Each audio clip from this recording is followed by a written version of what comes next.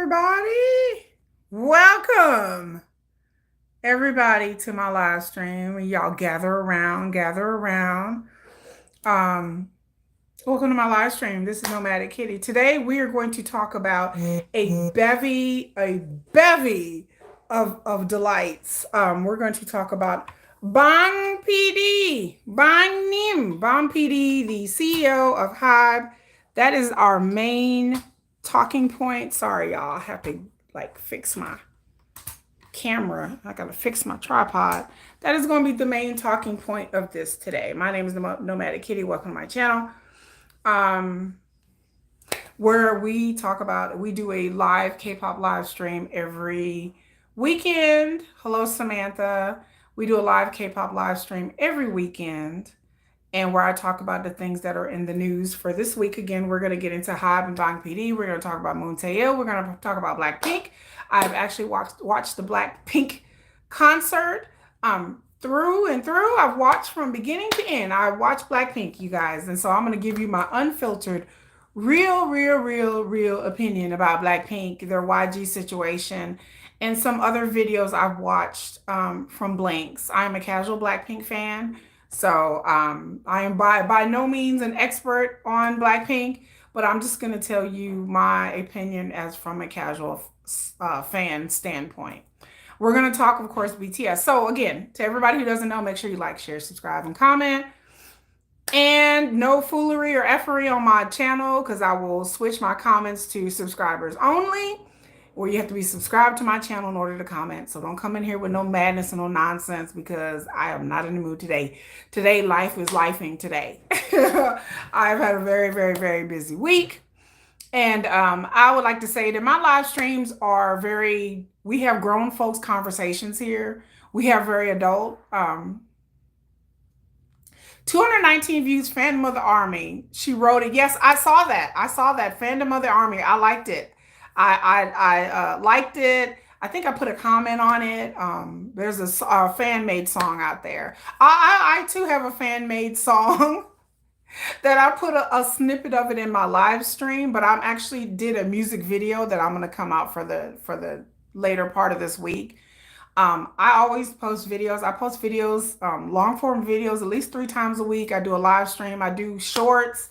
I do posts. I do a little bit of everything here. I always have content. I'm always cranking out content for you guys. I'm about to have memberships. So if you guys have any suggestions as to what you want to experience in a membership, I won't do anything expensive, I have no idea what to do in memberships.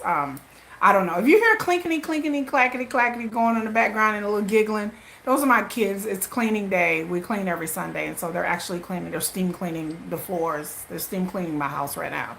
So my kids are putting in work right now. So you'll hear like things in the background. It's just my kids. If you hear meow, meow, meow, and it's my cat at my door, my cat Mickey. Y'all know, if y'all been on my live stream before, Mickey is a bad kitty. He is, if you've seen the Superman movie, he's like the cat version of Crypto. Mickey, he bad kitty. He'll be in here, he'll meow to get out, he'll meow to get in, he'll scratch on my door. So if you hear meowing, that's just Mickey. So y'all seen pictures of Mickey. I put Mickey on camera, but that's just kind of how it goes. So my live streams are kind of like a meal. We start out with the appetizer, we go to the main meal, and then the dessert is the free-for-all where we just talk about anything. There's a lot of kikiing and a caw-cawing going on in my live streams when I have people in here who get in here and start laughing and giggling and having a good time. I don't take this K-pop thing too very seriously. So again, I welcome all people, all fans of any fandom, any group. You're welcome here. So with that said, the first thing we usually start out every week is BTS updates. BTS, if you did not know, Jungkook, Jimin, RM, and Suga are, so far that we know of, all still in LA and in California because they're working on their album. Next year, BTS has an album coming out next spring, tentatively next spring. And then they also have a tour sometime next year. That's what they've announced themselves on Weverse. That's what they said. They're in LA. They're supposed to be, I've heard it's supposed to be in LA 2 months, 2 to 3 months, sometime around then. But again, when they're in LA and they're recording, from what I've heard, allegedly, is that they won't just be there the entire 2 to 3 months. It's going to take them 2 to 3 months probably to lay down the tracks and do what they got to do. But various members will be coming in and out. And then we're going to get to J-Hope in a minute, what he said. But various members, like right now, Jin is doing a whole tour. So he, of course, is not in LA. J-Hope just did Lollapalooza. We're going to talk about J-Hope in a minute. And Kim Tae-young is somewhere doing something. But he posted on Weverse. Um, so just because the other members are recording, laying tracks, and doing whatever they got to do in LA, again, take what I say with a grain of salt. Allegedly, I hear that they're doing more than just working on an album. That they may be doing brand deals. They may be doing filming things for promotions. They may. I feel like, in my opinion, allegedly, take it with a grain of salt, that they're doing other things in LA besides just recording the album. And they're doing various things. Various members are doing various things at various times in LA, or around in that area, LA, California. That's what I've heard. Um, that they're doing a bevy of different things. Um, so they may be leaving and going back to Korea and coming back to LA. They may be going back and forth within these next 2 to 3 months. So don't be surprised if you see them going back to Korea or flying to Japan or flying to someplace else to do another promotion or to do a collaboration with something or filming something. We just don't really know. We don't know. Do I like Stray Kids? Tom follow, do I like Stray Kids? I have 2 videos on my channel about Stray Kids. I went to a Stray Kids concert last month in Dallas, and I did a whole video about Stray Kids, about the history of Stray Kids. I would say I'm a casual Stray Kids.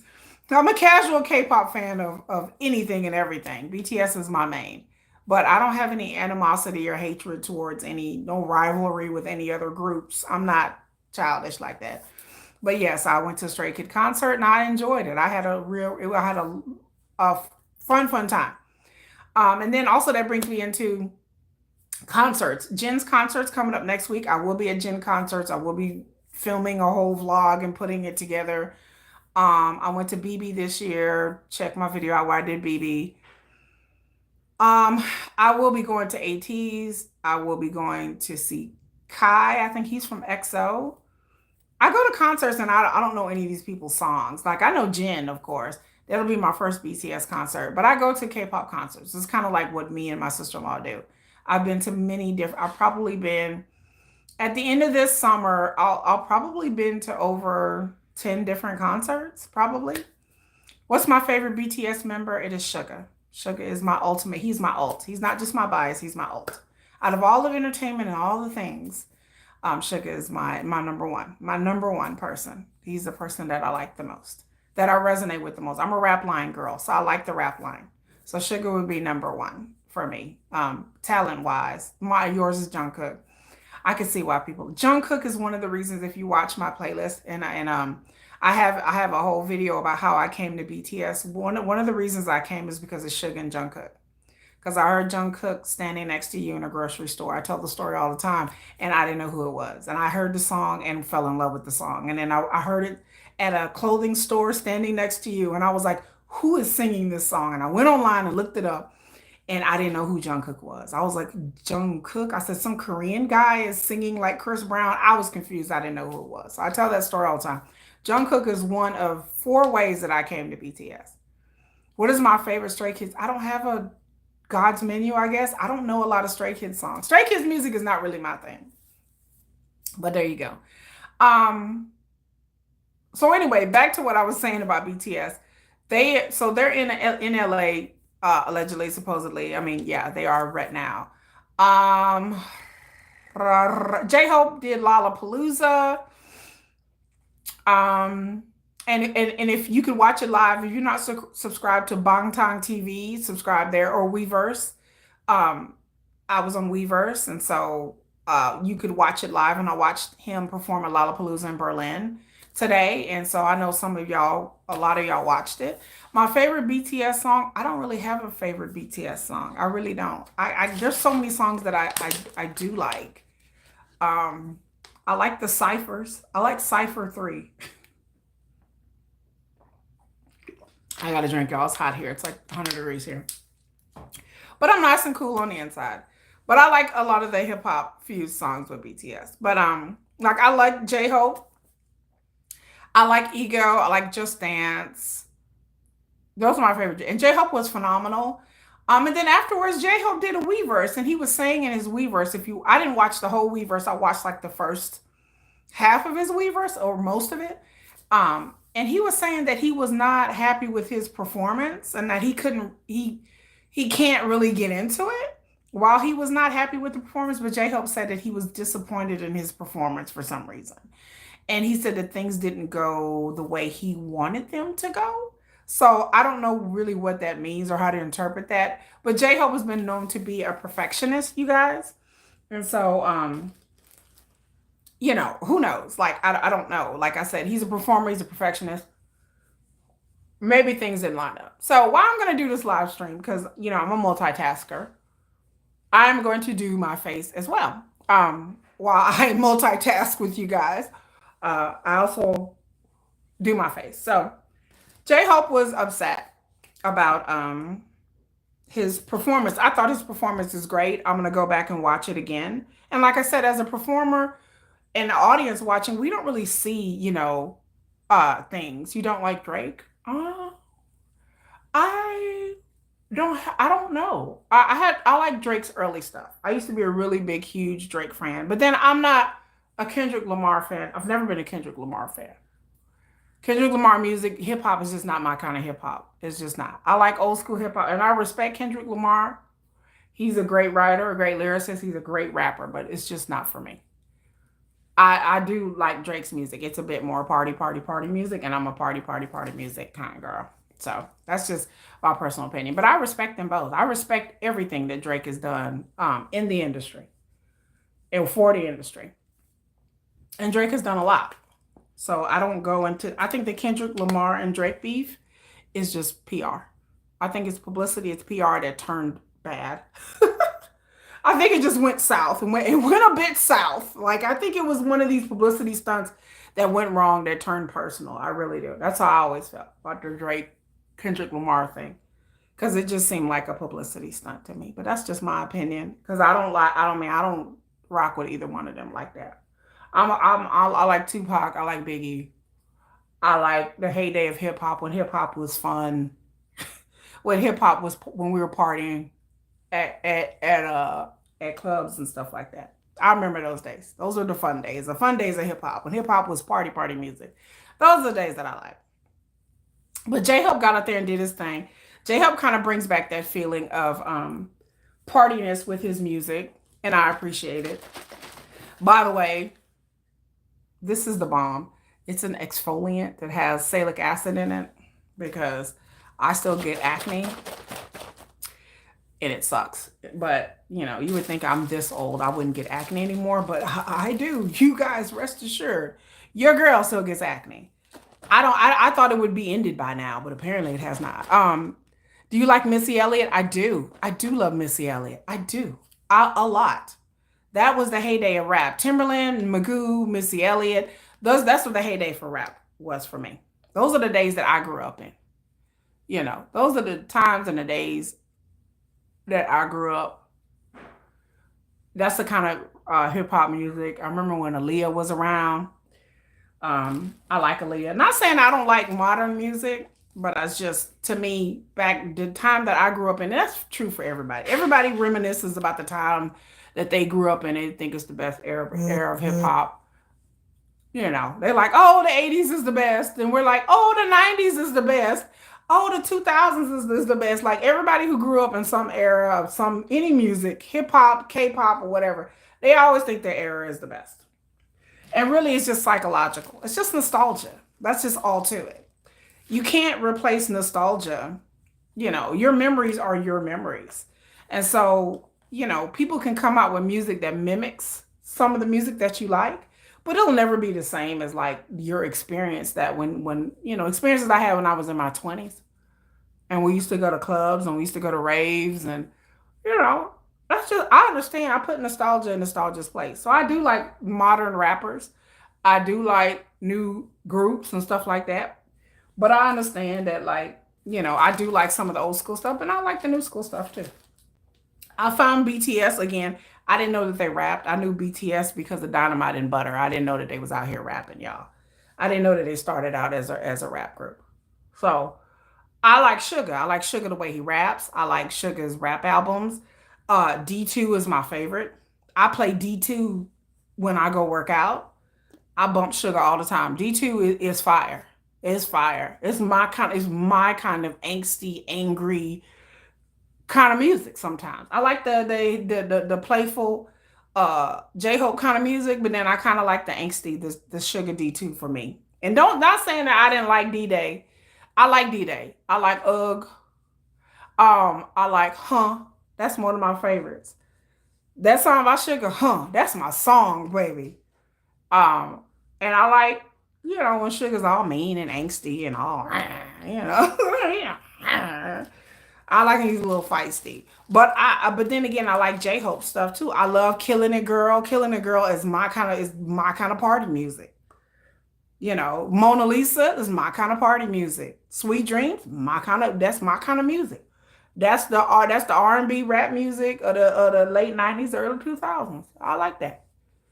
Usher and Chris Brown, yeah, back in those days. Yeah, like that's Silver, you speaking my language. Boy, back in the day, Usher's still out there doing his thing, but that's the era that I grew up in. Well, what I consider the golden age of R&B and hip hop. Like those were the days when music was varied and people talked about love and romance and relationships, and people don't really talk about that no more. That's why I gravitate one another reason why I gravitated to K-pop, because at least K-pop is not like just everybody talking about the same things. Like hip hop music became like Percocet, Percocet, Percocet, Percocet, Molly, Molly. I'm just like, okay, this is what it became, like Juice World talking about Percocet and dropping Molly's all the time. I'm just like, yeah, okay. Like it just became unrelatable. I got this house, I got this car. Okay, great. Like I just got tired of hearing the same stuff over and over again. So I kind of gave up on American music like in 2017. I was like, okay, I'm done with this. And so I just stopped listening to music really. I just kind of gave up on music. Um American music, I should say. And I stopped listening to it. I didn't become a hip hop fan until 2022. I discovered hip hop by going to my sister in law took me to a TXT concert, and I was like, "Oh, so this what this is?" I was like, "This is kind of good." And I fell in love with K-pop. I fell in love with K-pop because I'm like, this is like old school hip hop and stuff. It's a different flavor than modern music. I can't get into Dochi and I can't get into that, y'all. Like, that's just not my thing. So J Hope did his concert, and it was great. It was great. And like I said, he seemed like he was a little sad about the performance, but again, he's a performer, he's a professional. And then he talked about like he is supposed to go back to Korea, um, and that then he'll be in LA. So he says he's still got other things to do in Korea. So, and then he talks about the flight to Berlin. I didn't know that there was no direct flights between Germany and Korea, South Korea. So, like, you have a layover in Paris. I didn't know that. Wow. So, like, he's on a 17-hour flight to get from back and forth between Germany and Korea. I was like, dang, well, no wonder. No wonder they don't tour there very often. Like, I like Germany. Y'all need to work on that. Germany, you need to work on that. I mean, period. Like for real. Paul said Michael Jackson was the pop legend. Michael Jackson was a legend. I talk about Michael Jackson a lot. You know, that all like that every music company. Tom Papa said he reported the channel for what? Okay. For being K-pop. Okay. You do you. As if okay. As if I care. Like I'm getting paid off. Let me tell y'all something. I'm not getting paid off of YouTube. YouTube doesn't pay me. My channel's not monetized. So Michael Jackson started it all. I said it in my last live stream when people talked about Kim Tae Young and BTS, how people have. not people, but a person broke into Jungkook's uh, house, and how people are still outside of Jungkook's house, apparently, allegedly, from what I hear.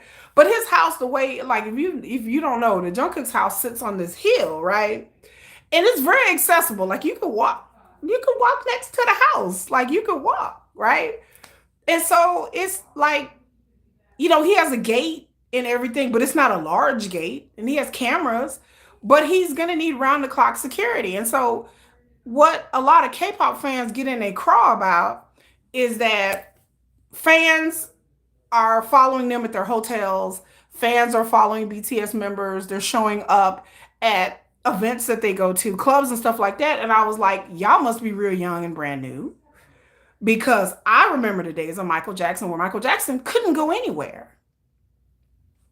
I put videos in my posts on my YouTube channel showing people what it was like when Michael Jackson was on tour, when Michael Jackson was at airports, when Michael Jackson was at hotels. He literally had a team of security, a team of professional security. The Michael Jackson security, he had two security teams, something that people don't know. Michael Jackson had two security teams, multiples, probably more than that. But when he go out on tour, he would have various security teams that would always be watching Michael's back. Always. He had security people at his home. And I said, that's just kind of the nature of being famous. Michael Jackson would get on stage, stand on stage, y'all. There's videos of this, and people would pass out. Like he would just literally just walk on stage, and the music would hit, doom, doom, doom, doom, doom, doom, doom, and Michael Jackson walk on stage and just stand there, and people would drop. Men and women dropped because of Michael. They would see Michael in person. Like people had never been to a Michael Jackson concert. They used to have ambulances always on standby because people would literally be like passing out. I mean, Michael Jackson's aura was so powerful that he could just walk on stage and not say anything, just stand there. And people would drop. You companies are out there wanting the next Michael Jackson. There has not been anyone. As much as I have problems with Michael Jackson in various ways, there's never been anyone like Michael Jackson ever. I don't know if there ever will be, because like our digital age and social media has changed things. But Michael Jackson was a company's biggest dream to bring in that much income that Michael Jackson brought in, and how he changed the industry. All these companies are looking for a next Michael Jackson. How did they faint? Jennifer said, how did they faint? They would just faint. How did they faint? They'd be like, oh. That's how they faint, Jennifer. That's how they would faint. Jennifer over clowning on me. So, how did they faint again, ma'am? They would just faint. They would be like, oh. And then the police and the security would drag men and women love Michael. They would be at I posted a video, they were at the airport crying. Like they're crying. Jennifer, I ain't doing it again, Jennifer. Leave me alone. And they would be crying. Men and women would be in tears about Michael. They'd be like, oh my God. Men and women, old women, young women, old men, young men. They dressed like Michael. They did their hair like Michael. They wore jackets and clothing like Michael. That was the whole thing. This is an agency's dream to have another Michael Jackson. That's what they want. There will never be another MJ. And Silva said there will never be another MJ. I don't, maybe not in our lifetime. I don't think now with the way social media, there will be another MJ, because now social media is so hell-bent on pulling people apart that I don't think that, Michael Jackson had the power to unite people of all races, creeds, colors, orientations. I've never seen anything like it. There's been some potentials, but I just don't see. But K-pop wants their Michael Jackson. Like they seriously want their Michael Jackson. Every company wants another Michael Jackson. Some of these K-pop singers want to be the next. Do I think Jungkook wants to be the next Michael Jackson? I do. I feel like and to me, Jungkook has the most potential to be the next MJ or close to it, or the K-pop Korean equivalent of MJ maybe. But there has to be a lot of fact, but in that, like I said before, with BTS, with them going back and forth and recording an album and being spotted in LA, it's just going to bring people. I mean, it's just going to bring a lot of people. People are just going to flock to them. Also, let me say another thing about BTS being in LA. From the things that I've heard, that going being in South Korea is different than being in America, as of course, as we all know. Like, the culture is different. From what I heard, again, take this with a grain of salt, that Mr. Min, that his reception in LA it has been nothing but positive. And it's, from what I heard, it's such a contrast as to what his reception is inside the industry, I mean, in South Korea, that I hear little things, like things that I've heard, that like it is really moved him, that in LA, like, BTS are treated like kings there. Like, they're literally treated like people respect, especially RM and Suga. I told y'all about Frankie Biggs was in Korea, and they interviewed him, and he big up Suga for the whole article, saying that Suga is ready to be in the West, that people are wanting to work with him, that he is ready to be a producer in the West, that people love RM in the industry, and they love Suga inside the industry, and that he is much welcome in America inside the industry. And I think that, like, all I could say, that I think that there is a contrast inside the business, the way Suga is treated in Korea now, with kind of like trepidation, and kind of like, well, I don't really know. But then, and you come to LA, and they're rolling out the red carpet for BTS. They're like, oh my God, BTS is here. And they're very much well respected inside the industry, as composers, as producers, um, as the new it boys, however you want to see it. I just think that, like, I don't know what that means. I don't know what that means. I mean, it's an anecdotal little thing, but I don't know what that means. But for Sugar to buy stake in the Oakland A's, where they're going to go to Las Vegas, that's very curious to me. I mean, it's good for him and it's good for business, but it's nice to know that, like, Sugar has opportunities in other places, and that he is so well loved and respected, um, in the American spaces so much, that I think maybe he's kind of seeing, like, wow, like, people really like me and respect me here. And then, and then you go back to Korea, and maybe, like, the welcome isn't, it may not be as warm, um, in Korea. But we'll see. Like I said, we'll see. Y'all know I talked about all the things that Sugar's going through right now, but he is making moves. And I told y'all last week that I feel a lot more positive about his situation, because I feel like whoever is managing his finances or telling him what to do, that they've done a very, very, very good. They're doing a great job. Keep it up. And Sugar expanding his brand, and investing his money outside of South Korea. And that's just a beautiful thing for to see, that they are actually, that he's thought about it. Like, I'm not going to be in BTS forever, that I am going to go other places and do other things. And uh so that's just a beautiful thing. That's just a beautiful thing. So I think that's, good for him and good for business. So BTS is on their way. They're doing their thing. Like I said, if you have not watched Lollapalooza with J-Hope, please do. Please watch it. Please do. Um, and you will see how wonderful J-Hope does, even though he didn't like his performance. But hey, we're gonna keep going on. So, and anyway, on to our next story. I promise I won't be all night because I'm tired. um, OT7 should all financially diversify. K Rosario, you are so correct. All of them should financially diversify. All of them. Because they got to understand that they're getting older. They won't be able to keep this up and do this forever. And so they should definitely diversify into different markets, different areas, different businesses. Jin got the iGen kind of thing going on. And I hopefully, J-Hope has property, owns property all over.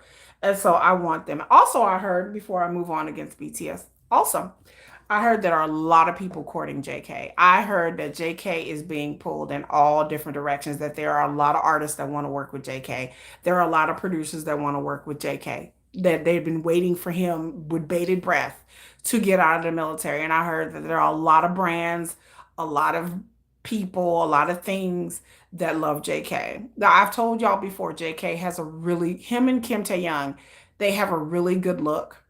Um, Physically further west. Um, Kim Tae-young and Jungkook have really good affable personalities. And their music is, especially JK, his music is, I'm not saying anything about Jimin. Jimin too has been getting a lot of offers, but I've been hearing that JK is really getting a lot of offers, that they are really like courting him hard. Through Big Hit, of course, they have to go through Big Hit, but I heard that they are really like there, he's getting a lot of attention. And and good for him, and good for him. He deserves all of it. Um, and same thing with Jimin, but I just feel like Jungkook I feel like Jungkook is ready. Like he is ready whenever he's able to do it. I think he's going to do big things in the business. I think Jungkook is, and I think that they are gonna release solos, either solo songs, maybe not a full album, but solo stuff between now and springtime next year. And I don't know who's gonna start releasing stuff first after Jin's tour is wrapped up. I don't know who's gonna do it first, but somebody's gonna do it, and I'm here for it.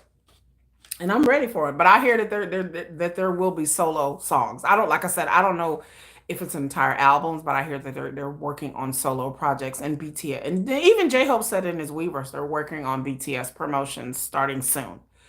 Um so we'll hear. I've been hearing about JK dropping a solo song or a solo album for a long time now, or a mini album.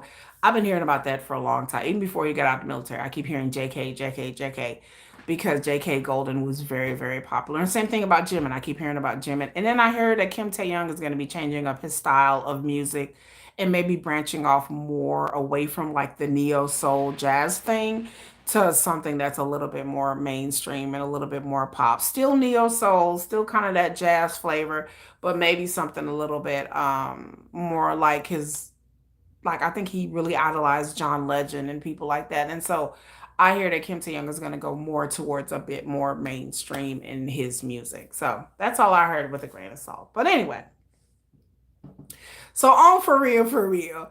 On to the next subject. The next subject we're going to talk about is that Moon Taeil went to trial. So if you don't know, let me go back. Moon Taeil was a member of a group called NCT 127 that are or were really, really big in Korea. Like they hadn't crossed over to the West, but they're really, really big in Korea. So they've been around for 9 years. So they've been around almost 9, 10 years. And there's different iterations of them. There's like NCT Wish, NCT Dream, NCT. There's like different units. So there's like the junior ones, which is NCT Dream or Wish. They're really popular. They're younger. They're young. They're like the little brothers of NCT 127. And NCT 127 has had a lot of hits in South Korea.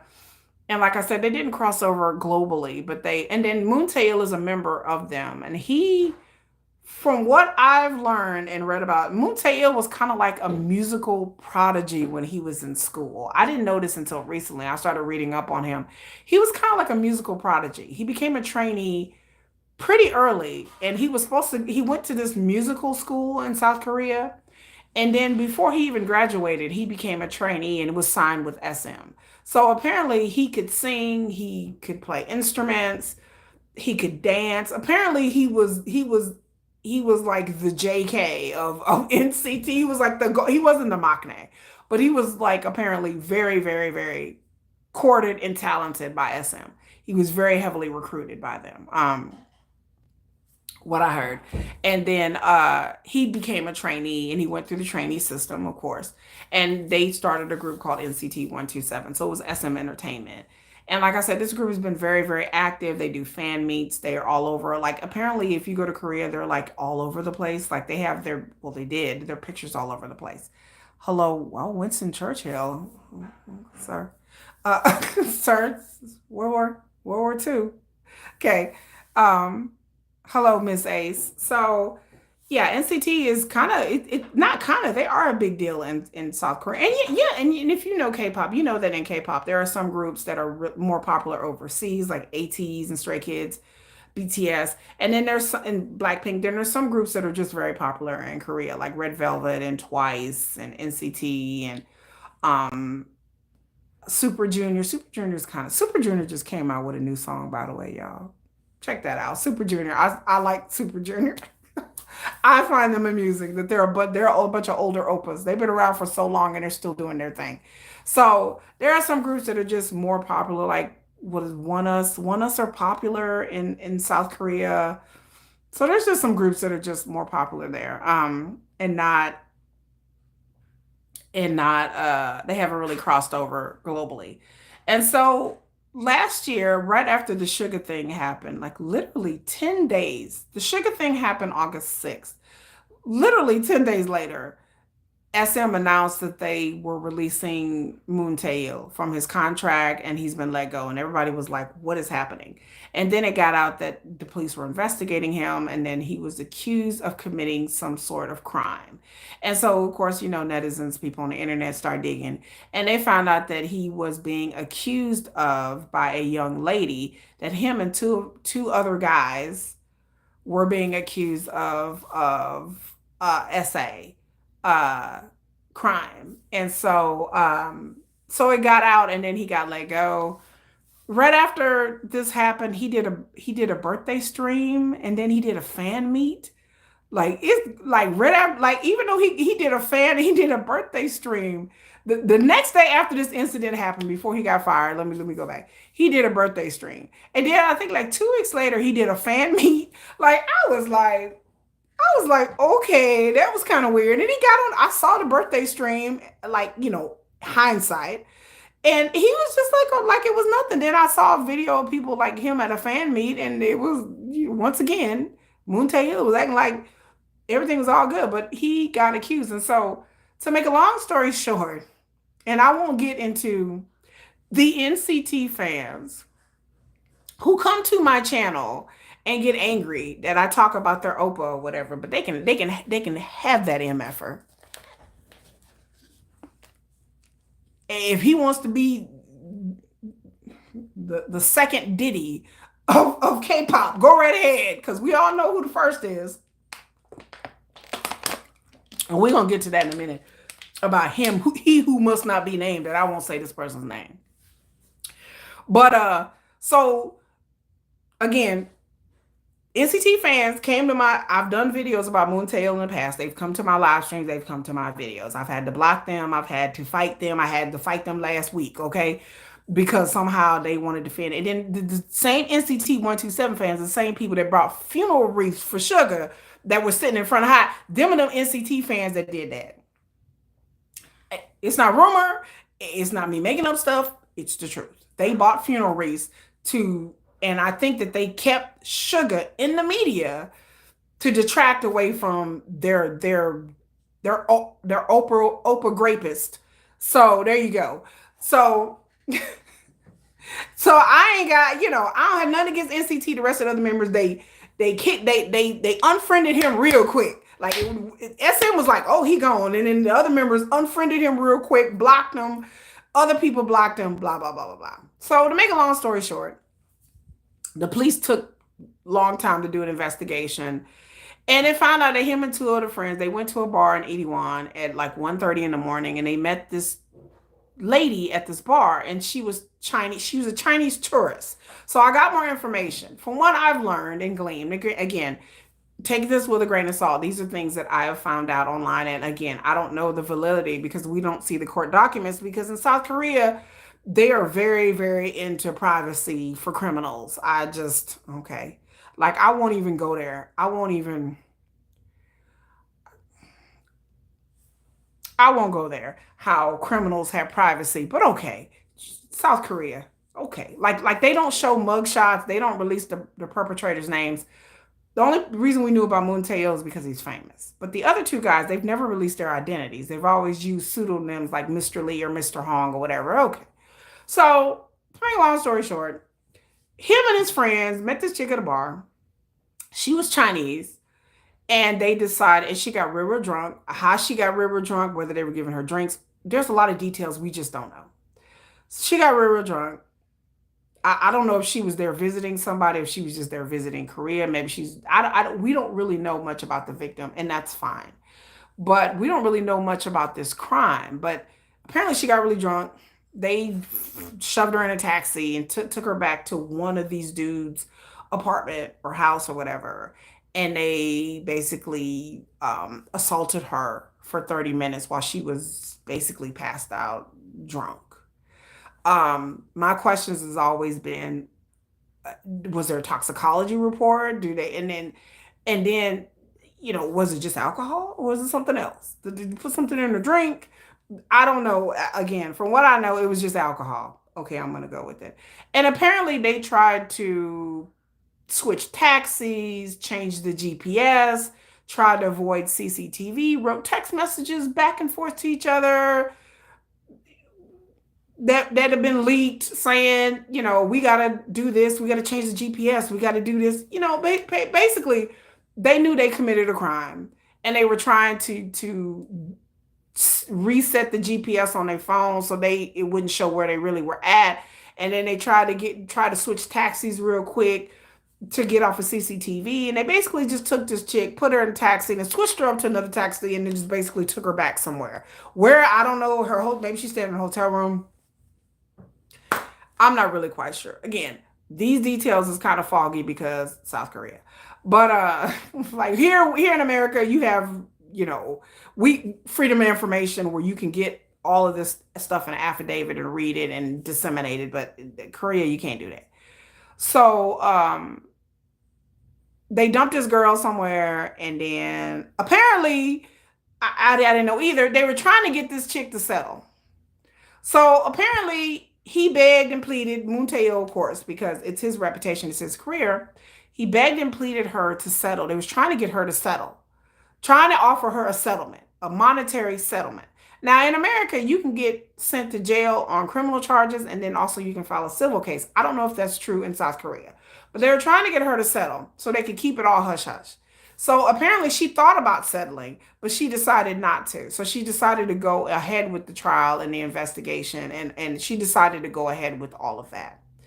So the trial happened last week, and I guess he threw himself on the mercy of the court. He was saying that, oh my God, poor him. He's working in a restaurant. His mama had to quit her job. Oh my God, he was embarrassed. He could never have a career anymore, and that he wrote a letter to the victim apologizing, and he agreed to have like psychological like training and sensitivity, whatever training or counseling, that's what it's called, and everything about that. Um, and so he threw himself on the mercy of the court. Now, before it was saying that he was going to have, he's going to sentence 7 years. So in Korea, so he got sentenced, him and the other two defendants. Again, I don't know how he knows these two other dudes. It's never been ascertained. Are they relatives? Are they friends? Are they staff members at SM? It has never been ascertained because in South Korea, they have such strange privacy laws for criminals. So I don't know how he knew these two guys. I don't know if they grew up with them, they was friends, but apparently they all were associates. Is okay. So they got sentenced, and he got sentenced to 3.5 years.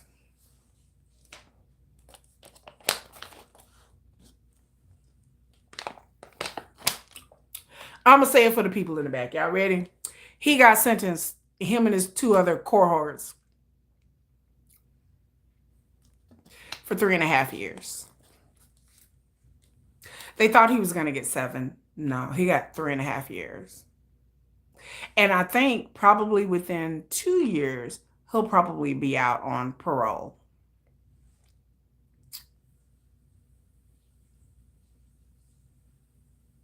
Let that sink in. This is not the first time. I talk about Burning Sun and how the people of Burning Sun, the member that a Big Bang, that I won't say utter this person's name, who recently was on TikTok and Instagram because people posted it on Facebook, with various women living up his best life because he served 18 months in prison for the whole burning sun thing. And and and and and, and, and y'all mad at Sugar because he was on a scooter. Y'all still mad about that?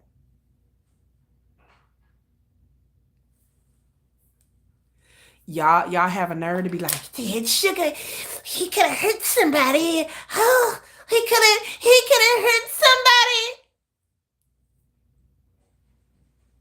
He should be banned for TV. What they banning Moon Taeil at? What they? Oh, there ain't no petitions. There ain't no. Okay. It's just Sugar. Oh, okay. So it's just Sugar. Y'all ain't got no petitions about your Big Bang Opa, who's out here at parties with all kinds of women and opening up clubs in Bangkok and Vietnam, and supposedly he's opening up another club or ownership of another club in South Korea, allegedly. Ain't nobody trying to stop him from owning shit because they can do that. He ain't banned from Korea. Oh, y'all ain't got no petitions. Oh, y'all ain't got no petitions on Big Bang Opa, Burning Sun Opa. Oh, y'all ain't got no smoke for him. Moon Taeil will be out of jail in less than 3.5 years. And I promise you, he will probably lay low a little bit, maybe try to revive his career. Maybe. And people be like, ooh.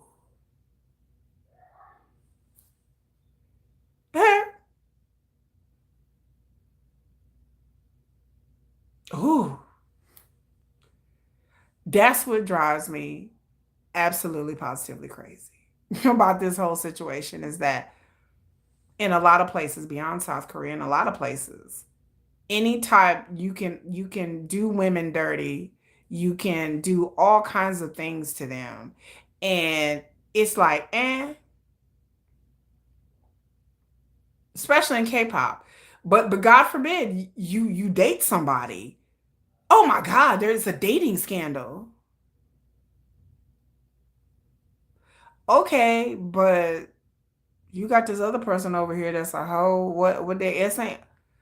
And again, I won't get into that NCT story that I've told over and over again. They got swept underneath the rug because apparently that's what SM Entertainment. Apparently they're real good about that, sweeping just under the rug.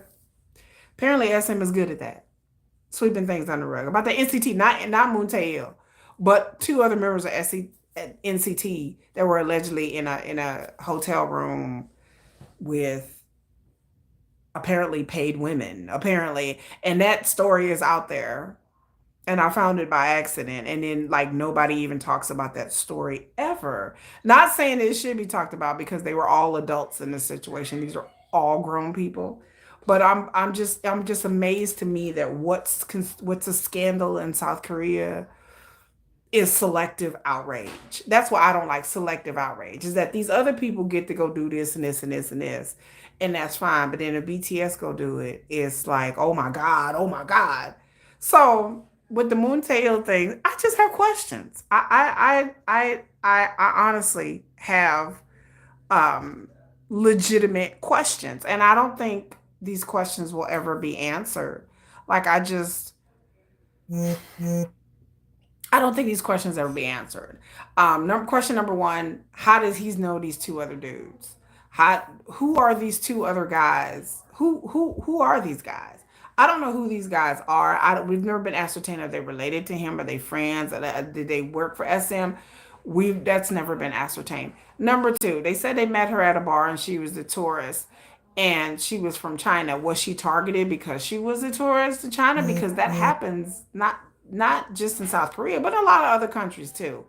That some men will be like, "Ooh, they don't live here," so that makes you an easier target because you are a tourist. You're not a national. And they think that they're just going to shut up and go back to their country and not say anything. So that was my other question. Did they target her? The defense was trying to say that it was not premeditated, that they got drunk and they got carried away, and this is kind of things happen. But let me leave y'all. Let me leave y'all with this. I have questions. I find it hard to believe. Okay.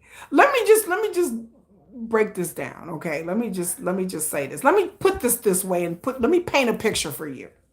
So I'm going out. I'm going out with Jennifer, my sister-in-law, and I'm going out with a coworker. Let's say my coworker Shonda. We're all going out. We're all having a good time. We're having some drinks. We meet a guy, right? We meet a guy. And he's a good-looking guy. He says he's a rich guy. He says he has money. Okay. So we're buying drinks, we're getting drinks. He's getting drunker and drunker and drunker, and we are having a good time. We know, and then the guy, he's paying for drinks, and he opens his wallet and he noticed that he got a bunch of money, and he's like, "Oh yeah, I'm rich and I got a bunch of money," and blah blah blah blah blah. Okay, well, I would shrug and be like, "Okay." Uh, so my question is, so my scenario is, if we go to the bathroom, y'all know women go to the bathroom and y'all talk. We go to the bathroom and talk, and we go to the bathroom, and me and Jennifer go to the bathroom. But we're like, girl, that dude is drunk. Yeah, but he's paying for the drinks, girl. Da da da da. And then I was like, boy, this is gonna be interesting. Now, I'm getting a little tired. Maybe we should go home, girl. We really drunk. But this dude, he's really conversational. He's cool. He's fun. Yeah. And then Jennifer looks at me and looks at me, and I look at her, and I'm like, we're having a good time, girl. Yeah, yeah. And then she looks at me and she's like, you know what, Kiki? And I'm like, what, girl? You know what? We should rob him. Bitch, what? You know what? We should rob him. Now I would look at Jennifer and be like, okay, girl, you had too much to drink, girl. You being sick. No, we should rob him. You see all that money he got in his wallet? We should rob him. What? In my brain of brains, would I never think that Jennifer, my sister-in-law, would ever turn to me and be like, he got a lot of money in his wallet, girl. We should just rob him. Huh? What? I would be like, girl, you been drinking too. No, really. We could take his money. We could dump him off somewhere in a hotel. We should just rob him. He got a bunch of money in his wallet. It's probably like $20,000 in that wallet. Girl, we should just rob him. What do you think Shunda would think about that? No, dude. No. What? Are you drunk? Like, girl, how drunk are, like, girl, come on, stop playing. Why would somebody say that to me? And I would just go along with it? Right, Jennifer, you're right. We should just rob him.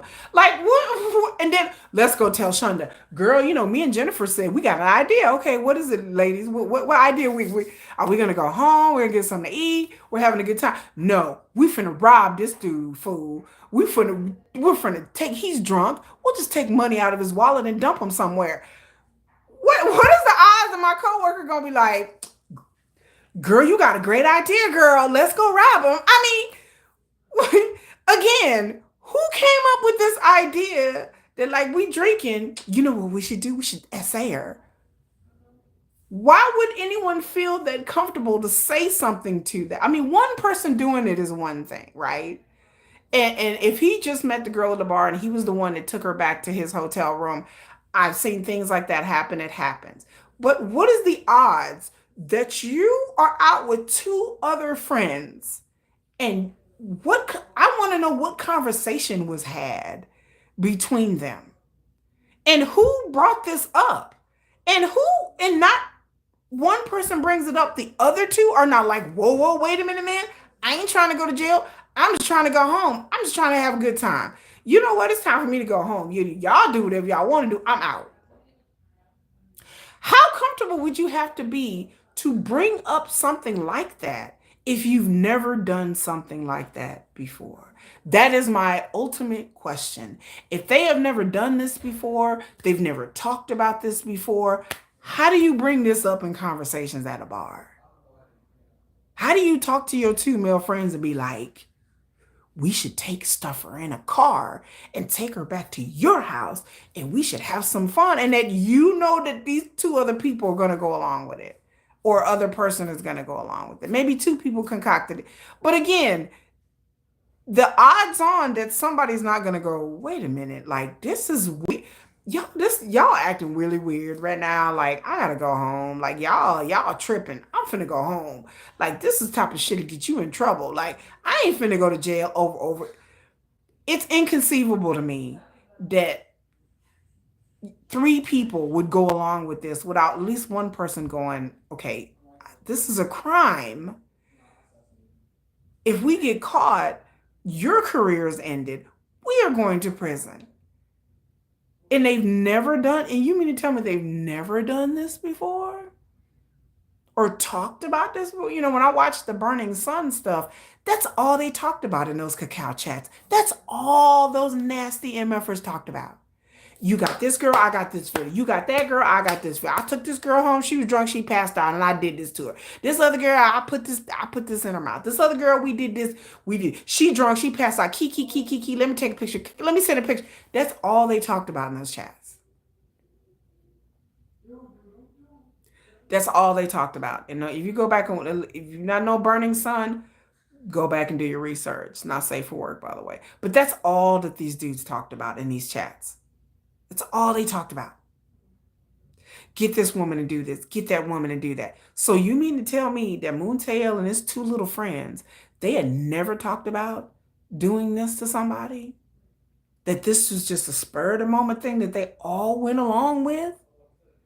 That not one person was like, hell, I'm finna go home. Y'all are crazy? That nobody didn't think is weird? Like, why would I ever do that? Why would I take some girl home and SA her? Like, what? No, man, like, I'm not doing that. That none of them thought about that?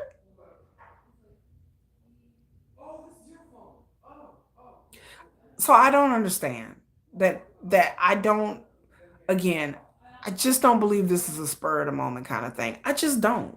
I just I honestly feel in my heart of hearts this was not a spur of the moment kind of thing. You gonna bring this up and you've never brought this up ever before. Y'all never talked about stuff like this. This was never a conversation. And then all of a sudden you stuff her in a car and you're like, let's change the GPS, let's escape the CCTV, let's change the things in our phone. How would you, they talking about shit that I don't even know you can do. I'm reading this stuff online about this case and I'm like, you could do that? You could change it. You could evade the CCTV. You could do that? I didn't even know you could do that. Huh? Huh? You could do that? They talking about stuff I didn't even know you could do. I'm like, it seems to me that they kind of knew what they was talking about. It's not like you like, well, let me Google search it. Let me, hold on. Like, we need to change the GPS. What do you mean you need to change the GPS? How would you know how to do that? Where did they learn how to do that at? Y'all tell me where they learn how to do that. Where they do that at? Who knows how to change the GPS and get multiple taxis and evade the CCTV? Who knows that off? What regular person just has that wealth of knowledge? I mean, oh, I know how to do that. If anybody know how to do it, I'm looking at you. You cross-eyed and side-eyed. I don't know anybody who just offhandedly knows how to change their GPS on their phone and their CCTV. Where they learn that skill at? Where they do that at? Who knows how to do stuff like that? If you've never done anything like this before. I find it very strange. They seem like they had a set of skills that was a bit unusual for a K-pop singer and two of his friends. They seem like they really had a set of skills. We're gonna go in this taxi, and we're gonna run off, and we're gonna hop in this taxi and go to this taxi. Really? I bet that. Like, okay, they just happen to know these things because this is the first time this has ever happened to them, allegedly. So I'm just asking questions. I'm just speculating. I'm not trying to accuse them of anything. I'm just speculating. I just don't understand how these three men all were down for this and then knew how to change GPS and try to evade CCTV like they was on some kind of like great South Korean caper. They was over here doing shit like you see in K dramas. Like they seemed like they really knew what they was doing. I'm just saying, y'all. I'm just saying. And so they want to say the prosecution and saying that this is the first time, yes. And then another thing I'd like to bring up before we move on, about the moon. We're gonna move on to Blackpink. We're gonna talk about other thing that's going to be before that. The other thing I would have to say is that um there is CCTV. You can watch the CCTV of them going like in the taxi and them the CCTV and them like following, because South Korea, if you don't know, like Seoul is one of the most heavily recorded places in the world. Like there's cameras everywhere, everywhere. So there's cameras everywhere. I think Seoul is probably um I think Seoul is probably one of the most heaviest videotaped places. I think in the world. I think in the world. I think that's what they were saying. That it's just a lot of like cameras everywhere. Everywhere. And so there's cameras everywhere. So it's hard for you to escape it. But Seoul is pretty safe though because of the cameras. So from what I watched some of the cameras, there is a theory online thinking that there was a fourth guy. Now I don't know if this is true. I watched the videos the other day just because I wanted to see, and I saw like still shots, but you can see the guys together, and there is a rumor, again allegedly, going on that people think that there was a fourth guy, that they may have not said anything. But I think if there was a fourth guy, that I would think the victim would have said there was a fourth guy. So I don't know it, but that's just one of the other weird caveats in this case. I mean, we'll never know for sure, but some people are saying that there was a fourth guy, or maybe a fourth guy. I don't know. I don't know. Like I said, I don't know. The victim only said it was Moon Taeil and his two friends, but some people are saying that there might have been a fourth guy, and maybe a fourth guy that it may have help them get into a different taxi, or help, maybe they didn't actively participate in the crime, but there could have been a fourth guy that could have been helping them. And then somebody said online, the rumor is that it was somebody, they think it's somebody pretty prominent. Like you can't really see the faces, it's CCTV, so it's garbled. But I saw the screenshots and I saw the videos, and I could see why people would think that. As to whether it's accurate or not, I don't know, go look it up yourself. But if you go look up Moon Taeil, fourth guy, CCTV, you can see the screenshots. And it kind of looks like one of them are talking to another guy that is other than just the three of them. We'll never know. Again, I don't think this person participated in the crime, but somebody thinks that this other person, that they may have called this other person, and this other person may have helped them um, get into different taxis or whatever, whatever, whatever. Take that as you will. But again, I looked at the video, look at the video, and then let me know what you think, because it's I don't put anything past anybody anywhere. So, but looking at I could see why people would think that. I could see why people would not think that, but then I could see why people would think that as well, because it does look like they were talking to another guy. And I don't know if this other guy was just somebody on the streets. I don't know. It would be kind of odd. It was like 4:30 in the morning. I don't know. Maybe they called somebody and was like, we made a mistake or something like. But I would think that the Seoul police would have their phone records and their cacao messages. I don't know. We don't know what evidence exactly that the Seoul police has. So they don't. Again, none of these things are released in Korea. So it's at this point, it's just all speculation. So I got my face stuff on my face. Yeah, it's a little sticky, but it's fine. But at this point, it's all speculation. And so we like I said, Same thing with Burning Suns. There's a lot of questions about Burning Sun that we'll never know. Thousands of people were in those chat rooms in Burning Sun, thousands that never got caught, never got found, never got prosecuted. There are supposedly police people, military people, all kinds of men were in these chats. Same thing about the nth room. I did a video on my channel about the nth room. Hello, Toronto. Hello, child of God. Hello. Thank you very much. But there are a lot of things about Burning Sun and the interim we don't know. Like I said, there's just it just seems like people take the fall in South Korea and then all the other people just kind of get away. But that's how it is everywhere in America. Like again, it is not taken seriously in South Korea to harm a girl or a child or you know. Hello. Oh, Moonlight Goth is here. Hello. We were talking about the Moon Taeil thing and how Moon Taeil um got 3.5 years. That him and his two other buddies got 3.5 years, and which was sad because they said that they were going to get 7 years, but they only got 3.5. And then there's just questions as to was there a fourth guy? Um, did they target this woman? And everything. The corruption uses scapegoats and they use Yoongi. I do believe they use Yoongi. You know, they use Yoongi to try to, like I said, them NCT 127 fans be coming in my chat. I be kicking them out left and right. They be coming to my chat. They be coming to my videos. I have to block them. I have to hide them because they come in here and they talk shit all the time. They come in here and they try to talk cash money. And I'm just like, I don't have anything against NCT 127 or their group or SM or anything. I hate Moon Taeil and what he did and the fact that he got 3.5 years and he'll probably be out in less than that. He'll probably be in there for 2 years and be out.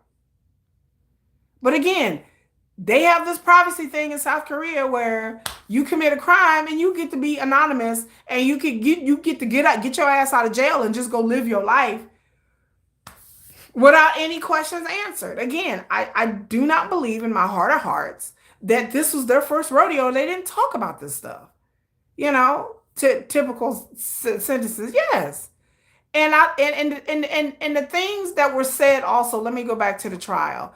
They were saying that he was sorry. The only reason he wrote a letter and said he was sorry is because the lady, the victim, wouldn't settle. He tried to settle with the victim many times. And when it became evident that this chick was not going to settle, then he threw himself on the mercy of the court and was like, "Oh, please, court. Oh, please." You know, then he was like, "I'm repentive and I need, counseling and I need help." And this is well, they're like, "This is the first time he's ever committed a crime." Him and the other two people had never committed any crimes before. So they got a lesser sentence. Yeah, all of it was last ditch efforts. All the whining and the crying and the repenting didn't come until he was at trial. And again, I said it before and I said it again. If I'm at a bar with my friends and they was like, "Hey, let's go SA somebody," why would someone say that to me unless they've talked about this before?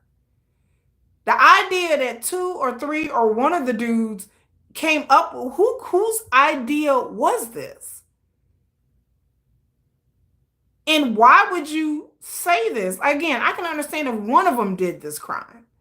But for all 3 of these guys to just be like, "Yup, this is what we're doing."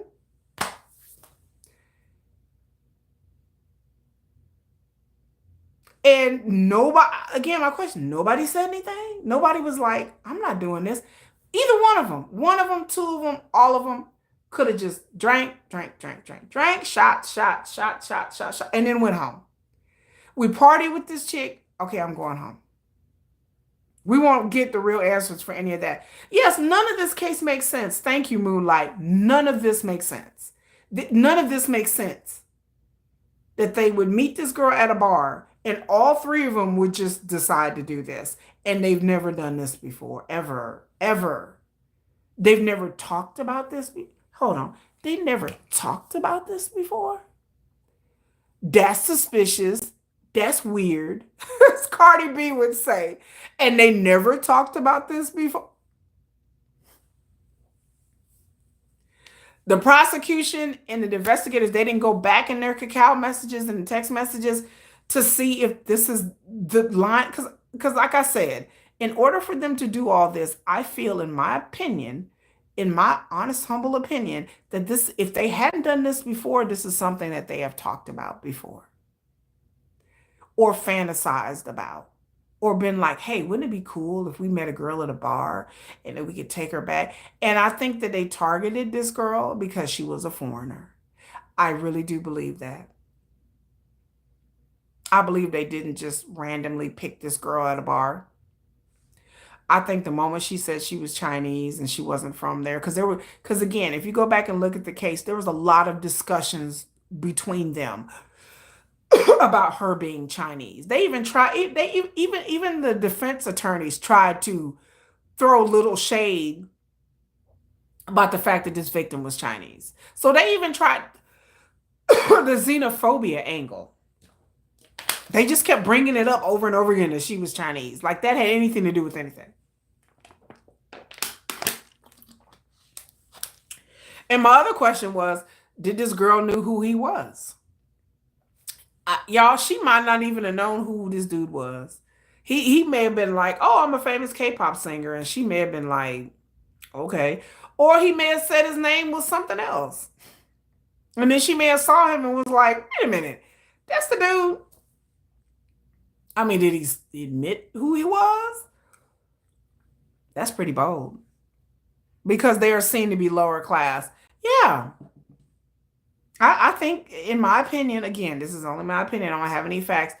I just feel like this was premeditated. This was planned. Maybe not with this girl, but I think they were rolling around and they were drinking a lot, and I think they were maybe going to different bars looking for somebody to um take home that night, and all three of them were gonna have some fun. That's my opinion. That dudes like that who could do something like this to another person, I think they were driving around that night looking for somebody to go and have sex with, consensual or non-consensual. I think if they could have found somebody that would have let them do whatever they wanted to do consensually, I think they would have jumped on that. I think it didn't even cross their mind that this chick is passed out and she's drunk and she's passed out. I think they wanted whatever they wanted and they was going to take whatever they wanted to take because they were drunk and rambunctious and maybe arrogant and thought, oh, she's just some Chinese tourist. Like, who cares? That's my opinion. And I think he should have got more than 3.5 years. He should have been locked up for a long time for that. But again, in South Korea, this is the same place where Yoongi, they won't let that go. But again, Burning Sun, Big Bang Oppa is living his best life. He on TikTok, he dating all kinds of beautiful, beautiful women in Korea and Thailand. Big Bang Oppa then open up other clubs. Big Bang Oppa about to open up another business in South Korea right now as we speak. Because, even though people will be outraged about it internationally and in Korea, but he still has fans. Big Bang Oppa still has fans. That Burning Sun shit didn't stop them from liking that person. And I'm not saying that he was out here committing all these crimes and doing all that. There's other people, but they still love Big Bang Oppa. Moonlight said, I can't stand him. He should feel untouchable. And I said it before, Big Bang Oppa, in my opinion, I don't have any facts, but from what I heard, he took the fall. Again, there was other people in that Burning Sun club doing whatever. In those chat messages, there was government officials, police officers, educators, all kinds of people. And in my opinion, from what I heard, allegedly, in my opinion, that they got with the dudes that went to prison, and they was like, just take the fall for us, and we'll make sure that you're taken care of. Just go to. He went to prison for 18 months, and he got out. and went out and opened another club in like Thailand or whatever, and opened up a club in Vietnam, and had businesses in South Korea and investments in South Korea. That didn't stop Big Bang Opa from making money and having a career. He all on TikTok taking pictures of all kinds of pretty women. He still got girlfriends. They ain't scared of Big Bang Opa. They still, oh, Big Bang Opa. Oh, Opa. They still fawn all over him. T.O.P. dragged like a dog for a marijuana charge. But Big Bang Opa get to be on TikTok with y'all leave me alone, South Korea. Y'all stop y'all I love South Korea, but that bullshit is just bullshit. Y'all drag T.O.P. for filth for some marijuana charge.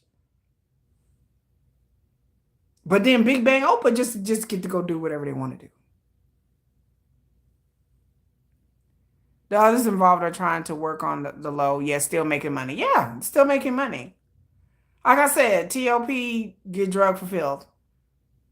Yoongi gets drugged for filth because he's on a scooter and he didn't hurt no. But then this, I promise you, Moon Taeil, like I said earlier, is gonna get out in about 2 years.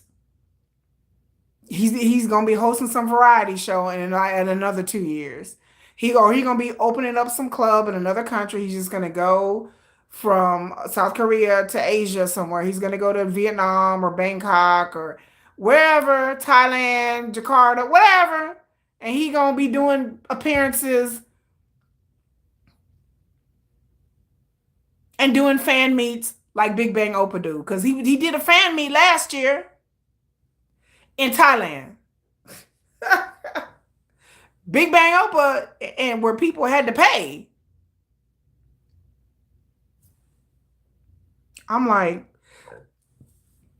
I guess people are like, oh, he served his time, and okay, okay, I get it, and I understand that. I'm not saying Big Bang Opa was up here doing the worst, and he's the worst offender here. I'm not saying that, but I'm just saying I just needed to be consistent. If you were going to drag T.O.P. for the past 12 years because of a fucking marijuana charge, but then Big Bang Opa, who owned Burning Sun and knew what was going on and probably facilitated it, he get to go live his best life and date women and be on vacation and he get to do whatever he want to do. But then T.O.P. is still suffering. And then Yoongi, y'all signing up petitions that Yoongi shouldn't be on TV. I'm like, because of a scooter incident. Again, this is not about the crime or committing a crime or doing something that's wrong or not. It's never been about that, y'all. This has never been about that in South Korea. It's you're famous, you're popular. You don't deserve to be famous or popular because you haven't struggled enough, you haven't suffered enough. How dare you be successful overseas? How dare you? That's what that is. I sent everybody I posted on my YouTube channel about Sean and Soul Light TV explaining it. He's Korean and he explained it. It's a crab in a bucket mentality. We all stuck in this bucket. So we don't want you to get out the bucket either. Because the moment you get up to the top and you get ready, the crab get ready to get out the bucket, here come another crab to grab it back down. Because if we all in this misery together, then how dare you get out of here? You know, it's that attitude. It's the attitude, it's the plus and minuses of having a collectivist society. And it is a crab in a bucket mentality. If we got to struggle, you should struggle too. Big BTS has made it out of Korea space. They're international global pop stars. So again, behind the scenes, even in the industry in Korea, there are people who are gleefully happy what happened to Suga. They're like, they may outwardly be like, oh, Suga, oh, he made a mistake. But then deep down inside, when they talk about it amongst themselves, some in the industry are like, haha, boy, look, all of the mighty have fallen. That's the kind of shit that you see in South Korea. So to everybody else, they like, oh my God, that's so terrible. Like, oh my God. But then behind closed doors, when they really get down behind closed doors, they like, It took his ass down a peg. Yeah, they all look. Oh, Sugar thought he was everything. Oh, he's so arrogant.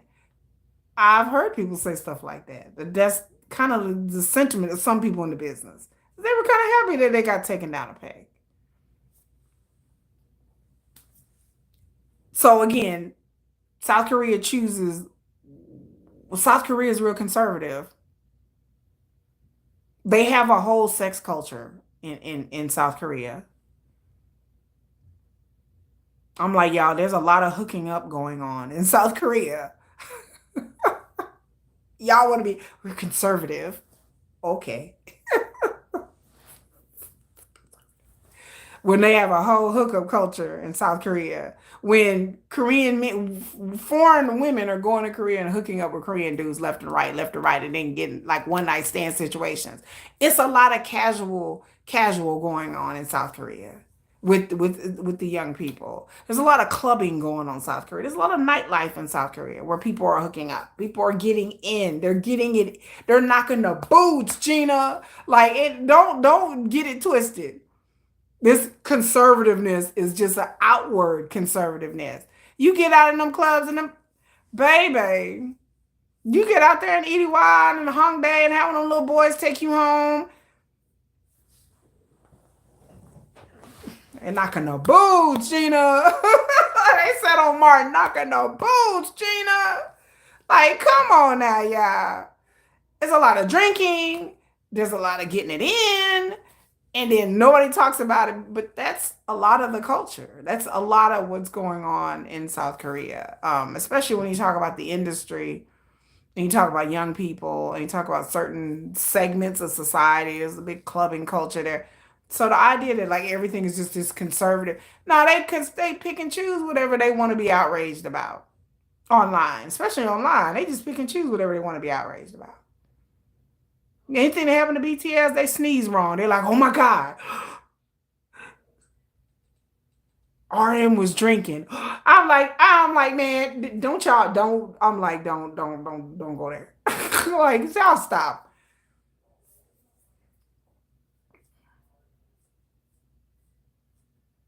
So there you go. Yeah, it's a very competitive society. Yes, Moonlight. There's a lot of stuff they don't want the world to find out. Um, and like I said before on my live streams before, when it comes to South Korea, I was like, if you think Diddy's freak offs were something shocking, I'm like, I'm like, there are things happening in the South Korean industry that are probably almost as shocking, but it just doesn't get out there. Miss A said people act like people everywhere. The tap kiss after 50 episodes is only in K dramas. Miss A, you ain't never lying. Like that's in K drama. That's not real. I tell people whatever you see in K dramas and K-pop is not reality. That's just K dramas. Reality. It's not reality. Um, and so this brings into my other subject, the illusion of K-pop. I try to tell K-pop fans, especially the young ones, that K-pop is an illusion. This cutesy way that they act and talk, I say, y'all, that's an act. They're not really like that. That in the K-pop industry, they understand that if they're going to be on camera, if they think they're going to be on camera, if they think they're going to be filmed, whether they be at a concert or whether they're doing an interview, during an interview or doing promotions, of course, they have to act accordingly. But even if they're out somewhere and they know that they're going to be filmed, there is a dance, there is a acting that if they know, not now behind no, if they out somewhere sneaking out with a boo and they somewhere in Paris and they're undercover, then that's a different thing. But if they're going out to a public club or a venue or like um, a fashion show or after party or something like that, they understand that they have to keep that act up. That even that any kind of public space where they're being filmed or photographed or photographed, that they had to keep this act up. And I tell people, best believe y'all, it's an act. It's an act. K-pop singers, some of these people need Academy Awards because it is an act. When they come on these live streams and they do these live streams on Instagram or Weverse, a lot of times it's an act. Now I don't know about JK. Now there's some exceptions to that. Now when JK was up here singing and crying and folding his drawers, I really don't think that was an act. I've watched enough of those JK Weverse videos to be like, that's really JK. Like that was really, really him. It was very him, raw, emotional. I miss those JK live streams. Who missed those JK? Raise your hand if you missed the JK live streams.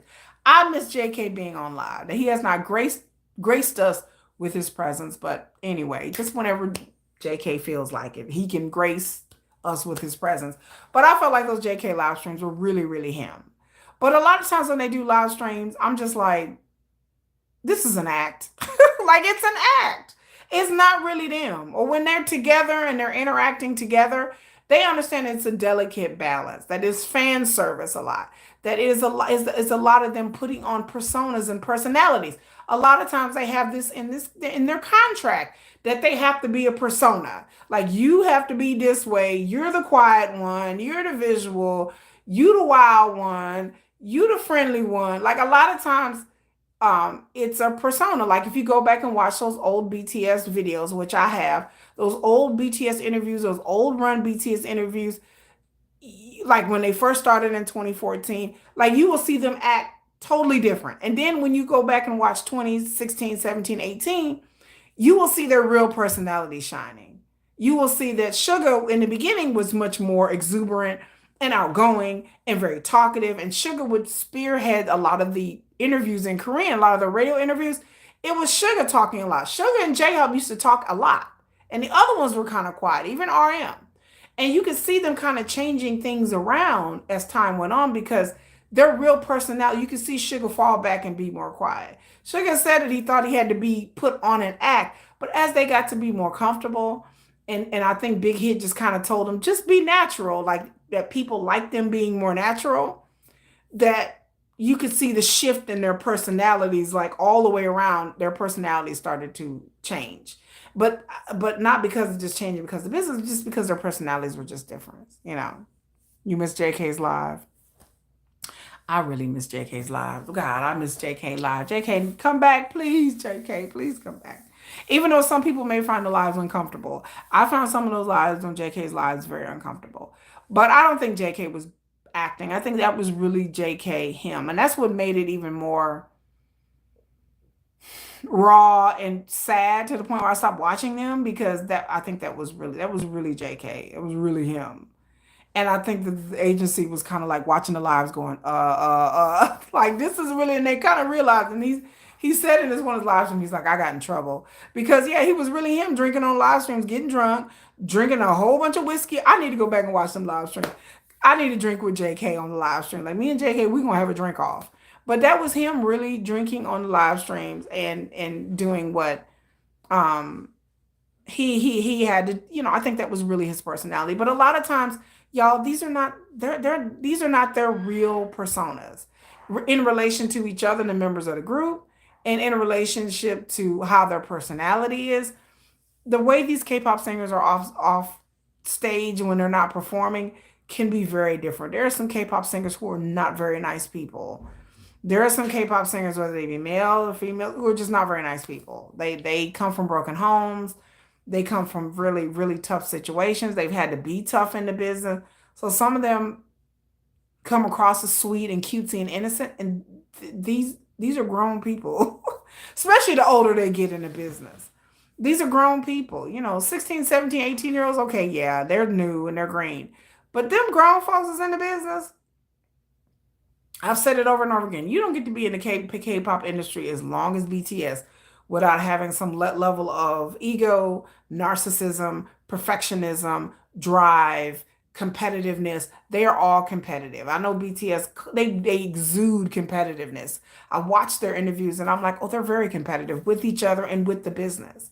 You don't get to be in the business that long as BTS without being competitive or driven or business minded. And sometimes in order to be business minded, you have to be a little callous, you have to be a little ruthless. You have to leave some people behind, you have to protect your own space, your own mental health, your own physical health, your emotional and your financial health. So BTS are human. They're just like anybody else. So when people get shocked about K-pop singers acting a certain way or saying certain things, it's it's it's really a unrealistic way of being. Once you start realizing that K-pop singers are human, I feel, in my opinion, you enjoy K-pop a lot more. You enjoy it a lot more. You don't really be disappointed. Now, barring somebody committing crimes. Now, if somebody's out here committing crimes or hurting other people, okay, that's taking it to a whole nother level. Okay, that's beyond acceptable. But I like my K-pop singers human. I like them being competitive and being flawed and being arrogant and having bad days and having good days and having days where they're happy or sad or lustful or some of them chase after women a lot. Some of them don't. Some of them are going through their own personalities and their own personal crisis. Some of them have really messed up family lives, y'all. Some of them, I mean, it's different than here in America. Like here in America, you can be famous, you can leave your family behind, but for a lot of them, they're taking care of their family members, they're taking care of their parents, their brothers and sisters, they're putting them through school. Their aunts and uncles are in their pockets, their cousins are in their pockets. So a lot of them is a lot of pressure. It's not just like pressure in the industry, but then like the familial pressure that doesn't really get talked about a lot. It's a lot of like culture. It's culturally normal in South Korea that you take care of your parents and your grandparents and your family, and then the richer you become, the more expectations are on you to take care of these people financially and then also business wise. So you have a lot of times where K-pop singers or people, not just K-pop singers, but in the industry, K industry, period. You have a lot of situations where people get into business with people that are unscrupulous, but because they're friends with them or related to them, you understand what I'm saying? Then they feel like the obligation to get in business with them or have them handling their affairs because they're like, well, such and such is your cousin. And it's kind of like that. So it's kind of like, okay, I'm kind of obligated to kind of look after or bring this other person up who may have a business or some situation like that. So it's a lot of pressure, and when in America here, I mean, you got people who are like, "Psh, I'm rich, I'm famous, and they mama living in a trailer somewhere in Arkansas. Like they don't give a damn. They like, "Psh, bye mom, see you later. And then they haven't talked to their brothers and sisters in years. They're like, oh, I'm such and such. Like Mariah Carey got brothers and sisters, baby. If you know that story, that's a whole hot mess. Mariah Carey got half brothers and sisters that she don't talk to, that she don't F with, that she, baby, she like, "Psh, y'all get it, y'all keep that over there, and I'm keeping it moving, honey." I do applaud JK for being transparent with who he was and how he's changed through his words and his actions. So my JT, you see, yeah, a lot of BTS are cocky, but again, it's a lot of pressure being in the business. But I tell people, don't take their. I don't want my K-pop singers. I mean, I don't understand, but I do understand. Like culturally, I understand the whole idol thing, but I'm always perplexed because I'm like, I want my people to be human. I don't want them to be on some pedestal. And I know y'all like to put people on pedestals, but my personality, that's very distasteful to me. Like I don't put anybody on a pedestal. Anybody, whether they rich, whether they poor, to me, we're all equal. I don't care what country you come from. I don't care what background you have. I don't care what race, religion. To me, we are all equal. We are all human beings and we're all equal. I don't feel like anybody is meant to be put on a pedestal on this earth that is not a divine being or, like somebody who is not really doing something great for the planet or invented something. Then you could get your big ups and stuff like that. But an entertainer, a singer, and I'm gonna put you on a pedestal for being a good singer, a good dancer. You're an entertainer. I applaud you for your achievements and things that you've achieved and your talent. But football players, basketball players, entertainers, sports people are just entertainers. It's no reason for me to be like, ooh, like you're better than. you're up on this lofty position. They're people. And then I feel like once you start realizing that, then you have more of an ease with K-pop, then you understand that like, oh, and then K-pop singers, they get lonely and they get tired and they live lives that we can't even begin to understand because there's so much pressure on them. And so it's hard. Hello. We are all people. Yes, we're all people, Miss Ace. Nobody's better than anybody else. And we all have our good days and our bad days. And like I said, some people just don't have no home training. I mean, some K-pop singers came from environments where they are pushed into the entertainment industry because their parents are pushing them towards that, and their parents are like, look, we're poor and I need to push you towards this because this is a great way to get money, get famous, and for you to take care of the whole family. That's what I'm trying to say. That everybody has their own reason for becoming a star. Some people just want to be famous. They want to be worshiped. They want to be famous. They want the lifestyle. They want the glamorous clothing and the singing and be on stage. Some people are really talented and this is their dream. This is what they've always wanted to do since they were little kids. They see idols, they've idolized people, and that's what they want to do. And that's the same thing about it here in America. It's the same reason why people get into the entertainment industry. Performance and presentation is only one part of the person, right, Miss Ace? It's only one part. And a lot of times performance and presentation is not, it's something that the agency is pushing on them to do. It's the agency is pushing on them to adopt a certain persona or act a certain way, when behind the scenes they're like, I'm not even that person, like y'all don't even know, like I'm not, that the agency makes them do this. And so you have to just take it all into consideration that the industry is smoke and mirrors, that the things that you see are not real, like a lot of the stuff is just not real. um and then just whatever you get from the industry, take it with a grain of salt, and don't get wrapped into, oh, this person's so charming, this person's so nice, and this person's so gentlemanly. And I'm like, you will never hear me say that on my channel. You will never hear me doing that level of aggrandizing for K-pop singers. I'm like, that person seems nice. Like if people do nice deeds, like giving to charity, like helping, like what Suga did, I think that's a wonderful thing. Anytime anyone gives to charity, gives to a cause, or donates their time and energy, then that gives you a gleam into their morality and their personality. Those are the things that I look up people's actions, not what they do. Doing this and being cutesy on TV, that don't tell me how you is in the background. Giving to those in need, that means you stand on character. Donating your time and energy to a cause, that means you have some level of character, because not every K-pop singer does that. Um, Buying property, investing in certain things, that means you stand on business. I admire anybody who stands on business. So, like I said, J Hope owns property, he owns houses, he owns condos, he rents them out. That means J Hope is looking for his future stay on business. What Sugar done with his investing and trying to purchase the Oakland A's with investors, to me that signals Sugar understands his legacy. He's intelligent enough. He stays on business. I love a person that stays on business. That's my personal preference.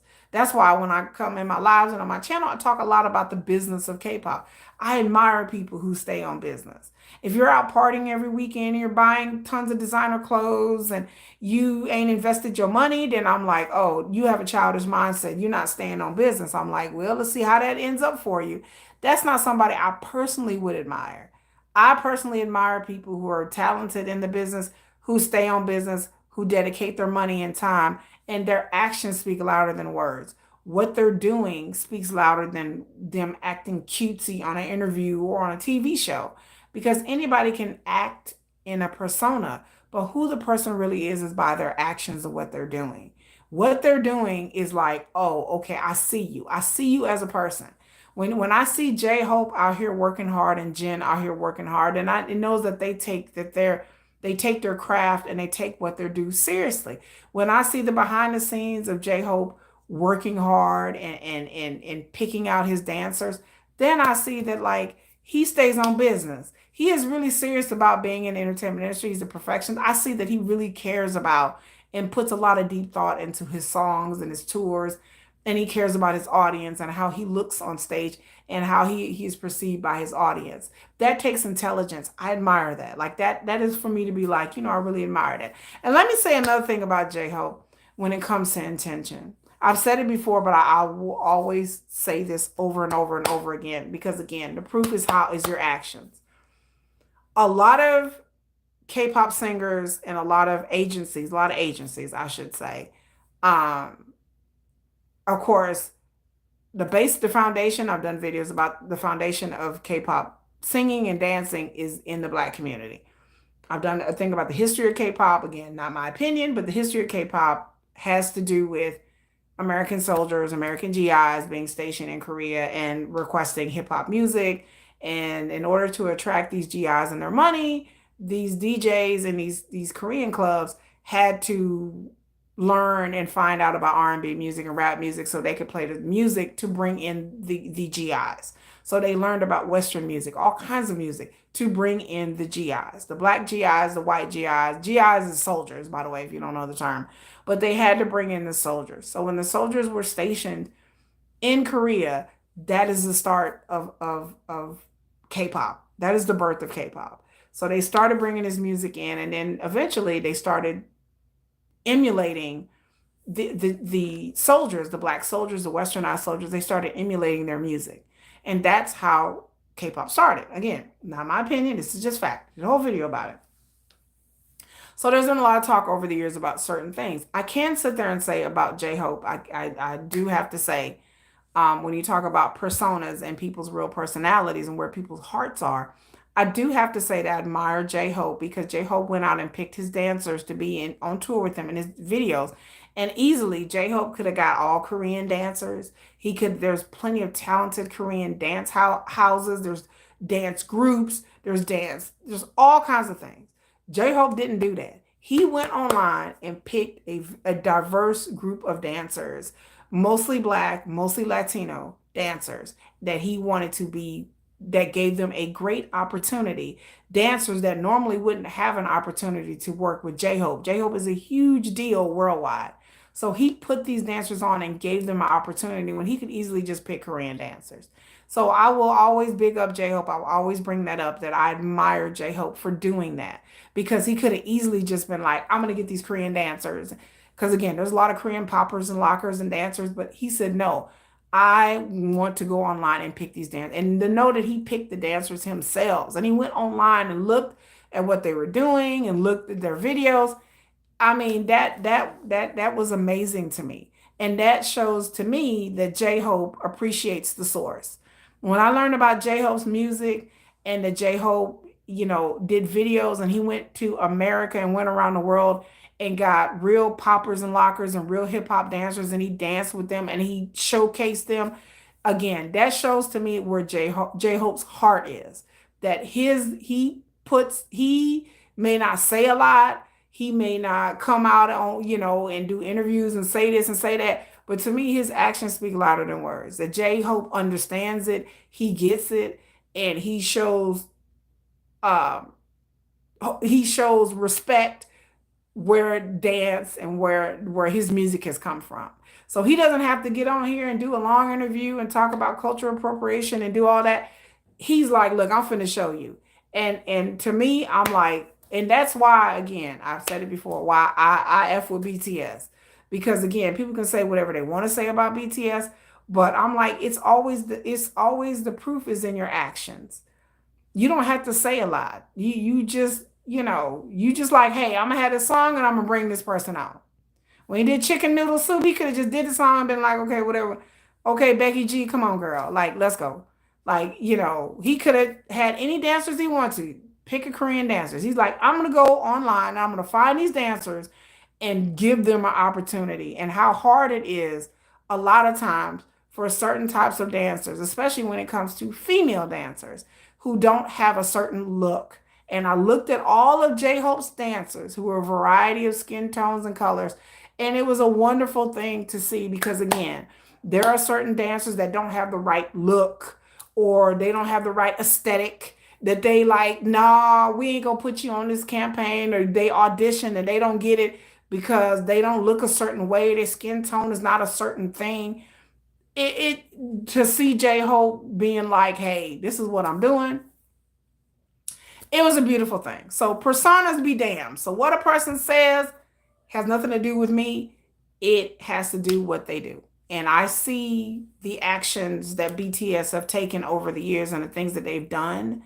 And it's very much appreciated by a lot of us, people of color who like K-pop. It's very much appreciated because the proof is in the pudding. The proof is where what your actions are doing. I don't need nobody to come out and grandstand and make a big statement on Twitter or whatever. I just need you to show it. And to me, J-Hope and BTS have showed a glimmers of what their personalities have been individually and as a group. So I have to say that. I mean, and as a group, they are wonderful. Yeah, the Hope on the Street episodes. I sat there and watched all of that. I sat there and watched all of it, and it was just wonderful. You know, I've learned to have that business mindset. Having a business mindset is the best way to go. It's the best way to look at things objectively. Um, and so, it's something that I greatly admire. Anybody in K-pop that has a business mindset. Speaking of business mindset, y'all, okay. So I hate to talk about my boy G Dragon. Okay, y'all. Have y'all heard about the G Dragon tour? So I made a YouTube short, but I haven't released it yet because I haven't had time to edit. But so I'm gonna do a short about the giving a little bit more details about it. So G Dragon is on tour, mostly in Asia. And I think he's coming to America to do some dates, but he's like in Thailand, Korea. I think he's coming to some places in America, not Dallas, not where I'm at. Okay. So G Dragon, I forgot the company that he's with.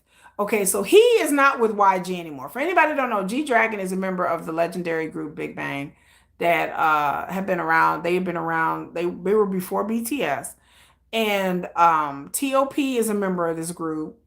So is Big Bang SA Assaultist was a former member of Big Bang. So, and then they have a member called G Dragon. G Dragon came out with a phenomenal album last year, and there's a bunch of songs on there that I like. So G Dragon made a comeback. He's been gone for a hot minute. G Dragon, if you don't know the story of G Dragon, I might do a video about it. But the story of G Dragon, his life story, is phenomenal. He started out as a kid performer. Like he's been in the business in one way or another since he was 5 years old. And it's kind of tragic and it's kind of sad. He's had a history of all kinds of issues in and out of the business. Not anything major, but just like he's had mental health issues and anxiety issues. And just I can understand because the way he grew up, his mother like was a real hardcore stage mom. He's been dancing and rapping and singing since he was a kid. So he came back last year with a song. So he's going on a tour. And there's been some problems. Last month in June, he was at a tour date in I forgot which Asian country. And then people were there, taking videos and vlogging, and people there buying merchandise. And all suddenly the country that they were in, the police showed up and they arrested all the staff. They arrested a lot of the staff. Um what happened was apparently the promotions or the management company. He's no longer he used to be with YG. Big Bang used to be YG. He's not longer with YG. He's represented by another company. I forgot the company, but again, I have a short coming out that's going to give you all these details. He is represented by another company, okay? And then this company hired a promoter, which they usually do, to do the tour.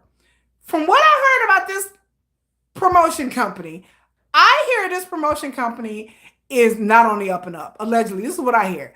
There are rumors going around that this promotion company has never done a tour before. Somebody said the company was AI. I don't know what that means. So apparently the company is run by like some unscrupulous people and not that many people. So there are all kinds of rumors going around. Sorry, he's with Galaxy Corporation and Empire Distribution for this tour. So he's with Galaxy Corporation. I've heard bad things about Galaxy Corporation, that they are unscrupulous and kind of janky and not very on the up and up. Then I heard that, yet Empire Distribution, I heard that they've never done a tour before.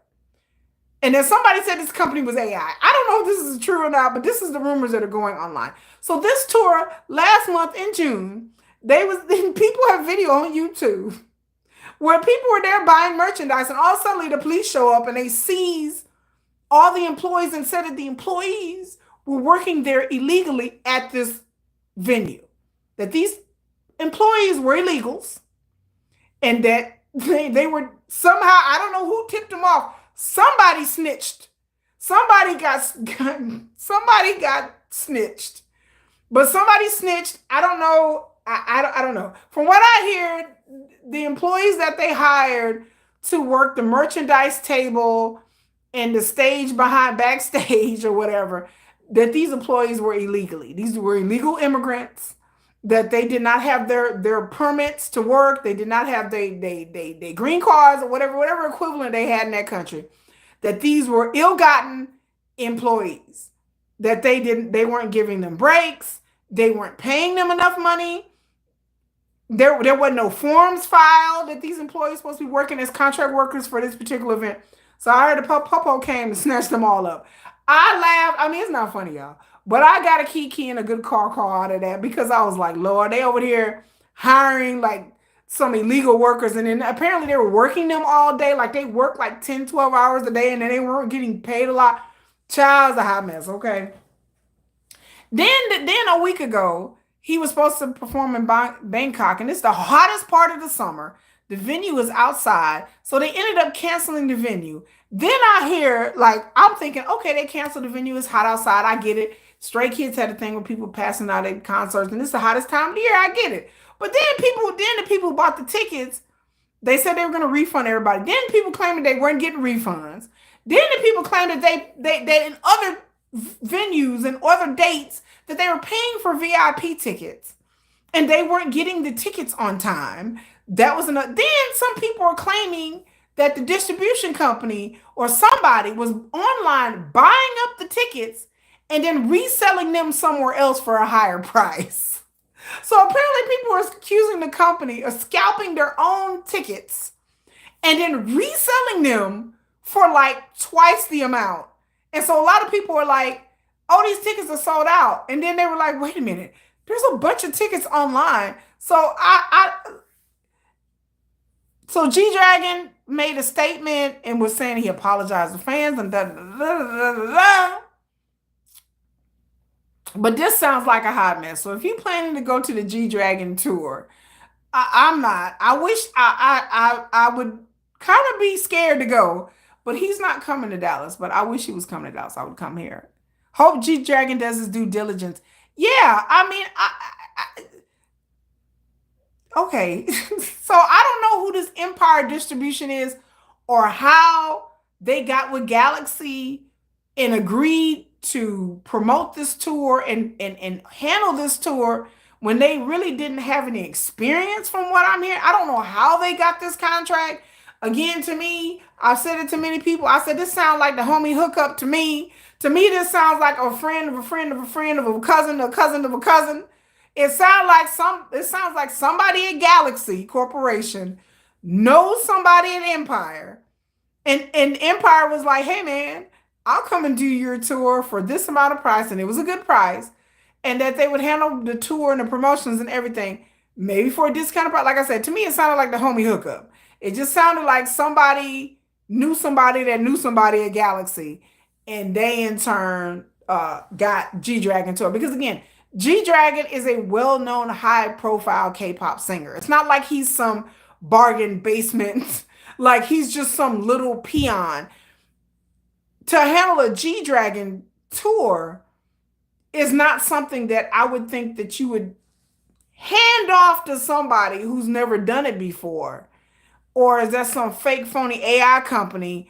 Or they like, well, we've never done this before. I guess we'll just wing it. Like, I would think that they would have a scrupulous, experienced tour manager company to do this.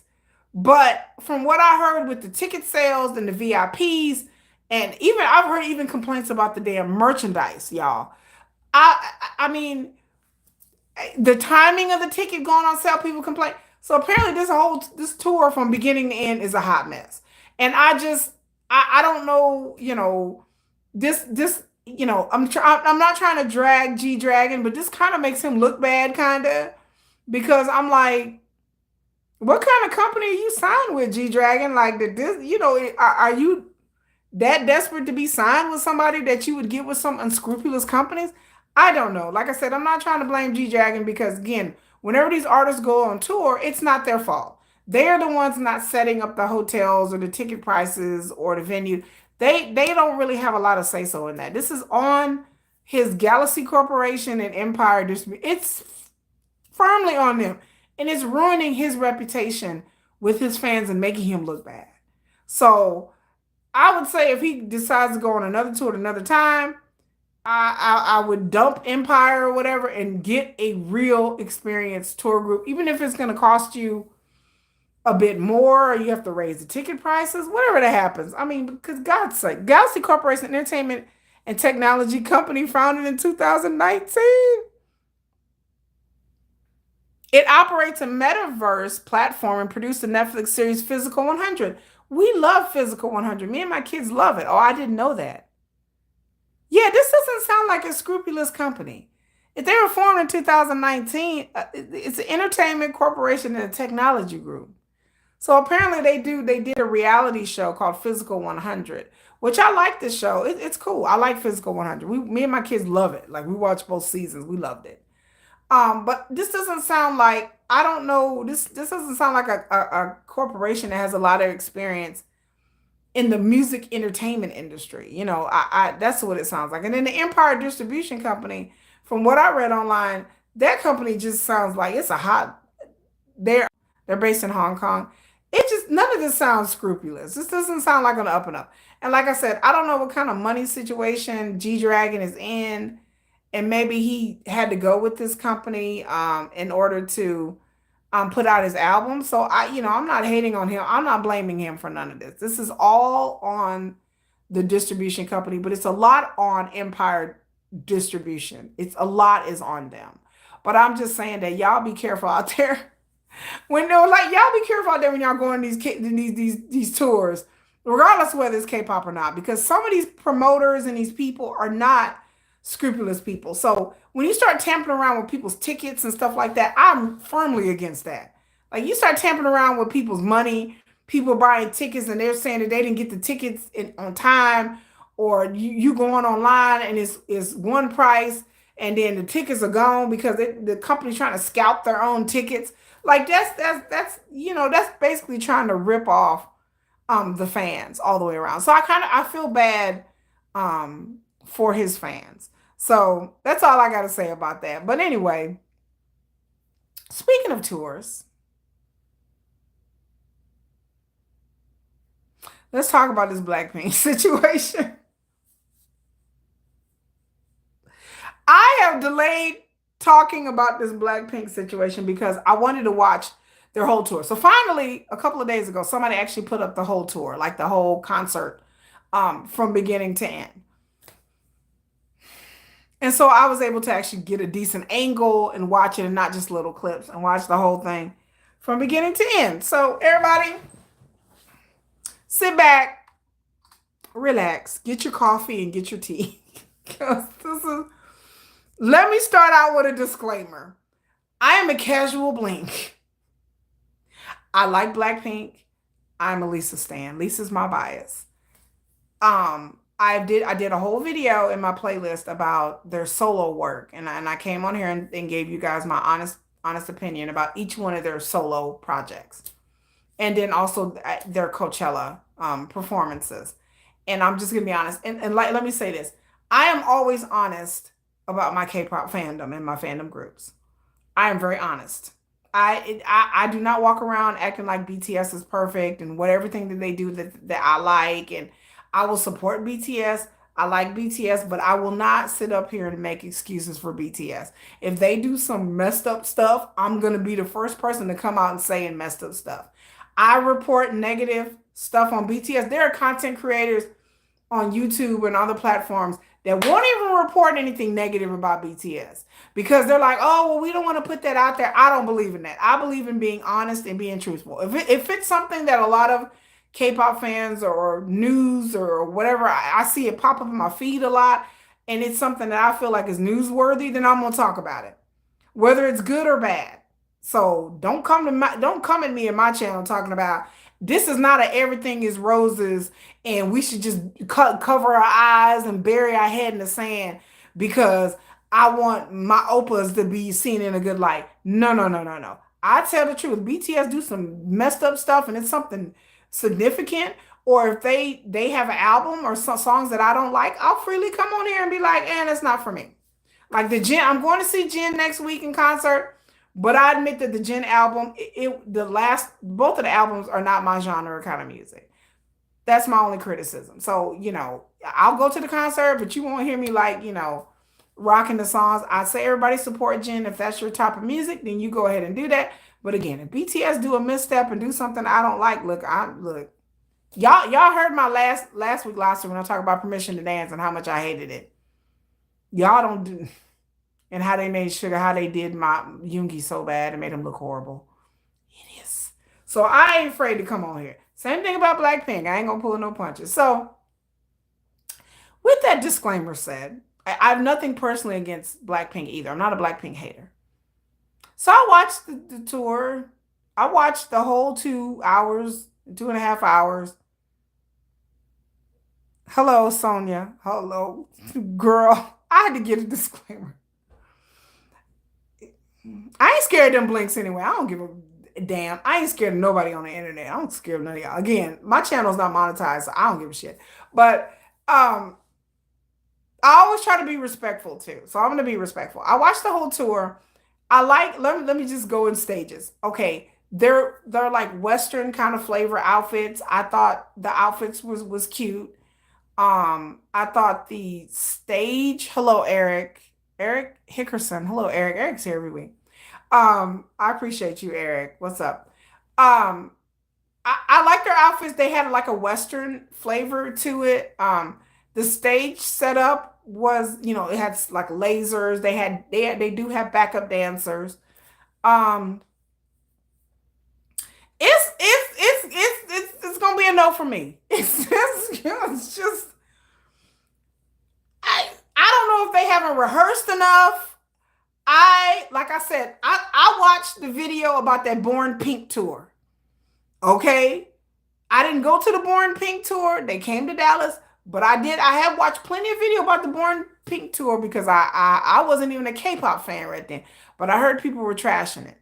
So I went and looked and watched certain like locations. It was cool on Born Pink somewhat. So the one I watched their tour in Seoul. First of all, I didn't even know the tour had started. So let's just keep it above. Second of all, it was just, I don't know. They sang a lot of solo songs, right? So they, in between their songs that they did together, they interwove it with their solo stuff. And that would be optimal because Blackpink, their list of songs is not very long. They've been out, but YG keep doing them dirty. We've had whole conversations about YG doing them dirty, but they don't have a lot of songs. Okay, y'all. So let's just keep it real. So they did a lot of their solo stuff in between, and that's fine. Again, I don't have any issues with a lot of their solo stuff. It just wasn't it was just a little over the top for me. The fandom has been mad since their first two, and I'm sorry to say there has been very minimal improvement. So I had to say, I'm thinking like they may haven't rehearsed a lot. I saw videos on YouTube of people doing commentary. People have been to the concert, people have not been to the concert. And they've been kind of dragging it a little bit. Like just a little bit. People are just saying, tickets are, like, okay, when you spend your hard-earned money for a concert, and it's a group that you really love and a group that you're really into, then you kind of have a higher expectation. When I go to concerts, I don't really have a high expectation because 9 times out of 10 it's groups that I don't really stand unless it's BTS. BTS ain't on tour yet. But I have an expectation to at least be entertained. I may not know the songs, I may not be a fan of the group, but I expect to be entertained. Stray Kids, I was entertained. BB, I was entertained. Blackpink, I watched that on my TV. I was not entertained. I'm just sitting there watching this going, okay. The dancing was a little lackluster, and I'm thinking, well, maybe all girl groups. So I went and watched other, just because, so I can be fair. I went and watched other tours this year, like other tours in South Korea, other female groups, because y'all know how I feel about female groups. Y'all know I can't stand female groups for the most part. Nothing personal, ladies, but I don't like the dancing, and I don't like the lackluster. Oh, BTS just started a live. Oh my God. Anyway, y'all know how I feel about that. So with them, I just feel like it just doesn't seem like they rehearsed a lot and they did a lot. And I was kind of disappointed uh at the lackluster, that nothing has been gained since the Born Pink fiasco. I don't think it was a complete hot mess. They were entertaining, and like I said, if you were excited to be a Blink and you're excited to see them after so many years, but for all the talk about them coming back and everything, I just feel like this tour was rushed. I'm just gonna keep it real. I feel like YG did this tour because they needed money. That's just my opinion. That this was an easy money grab for YG. Not for Blackpink, for YG. Last year, let me remind y'all, YG sold off a lot of their divisions. They got rid of a lot of business ventures because YG was pretty much like bleeding cash. They were pretty much, their revenue and their expenditures, the math wasn't mathing. Okay, y'all. They were spending a lot of money on ventures and things that didn't make them a lot of money. And so YG sold a lot of things, their stock went down. And the moment they started selling all these things, their stock went up. And then the moment they talked about Blackpink coming back, of course, their stock went up. So that's another thing. I feel like in my heart of hearts and my honest opinion is that this tour, I don't see them doing a lot of rehearsing. There was things said on live streams. They said Jisoo did a live stream in March, the fans were saying, and Rosé was on that live stream. And they were like, oh, girl, I ain't seen you in months. Blah, blah. You ain't seen her in months. Bitch, what? Like, people are like, wait a minute. Like, it's March. Y'all going tour in July. What do you mean you ain't seen? She was like, oh, I haven't seen her in months. Huh? Okay. Oh, okay. So a lot of the fans were shocked. They're like, wait a minute. They ain't seen each other in months. Ain't y'all supposed to be rehearsing? Ain't y'all supposed to be coming out with an album? From what I heard, Blackpink, they did a new song called Jump. I like the music video. I actually like the song. But when they performed it on stage, I heard it on stage. I didn't like it. And then they came out with the video like a couple of days later. And when I heard it in the music video form, then I liked it. But girl, I did not like, I heard that song on stage. I was like, bitch, what's this? All I heard was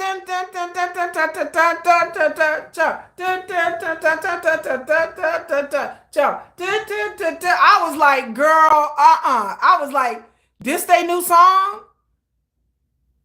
I'm like, what are they singing? I couldn't understand what they were singing.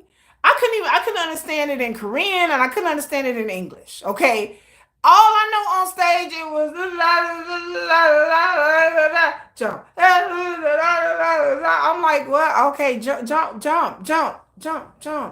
I'm jumping, girl. What? I couldn't understand what they were saying. But when I saw the music video, it made a lot of sense. And I liked their styling. I liked the music video. And I actually liked the song on the music video. The studio version. But the live version, baby, that live version was a hot mess, child. Whoosh! They ain't trying. They seem to want their own solo career. Baby, Jennifer said to me that it just seemed like they got on tour and they was doing a bunch of collaborations. She said it seemed like it was a solo tour that just brought together 4 different women to do a collab. They like, okay, we're gonna collab on this song. Okay, go do your song. It just seemed like just 4 women coming together And like, I guess we got to collaborate with each other. Okay, all right, let's go. It didn't seem like a very cohesive group. It didn't seem like they had the same chemistry of performances I've seen them do live.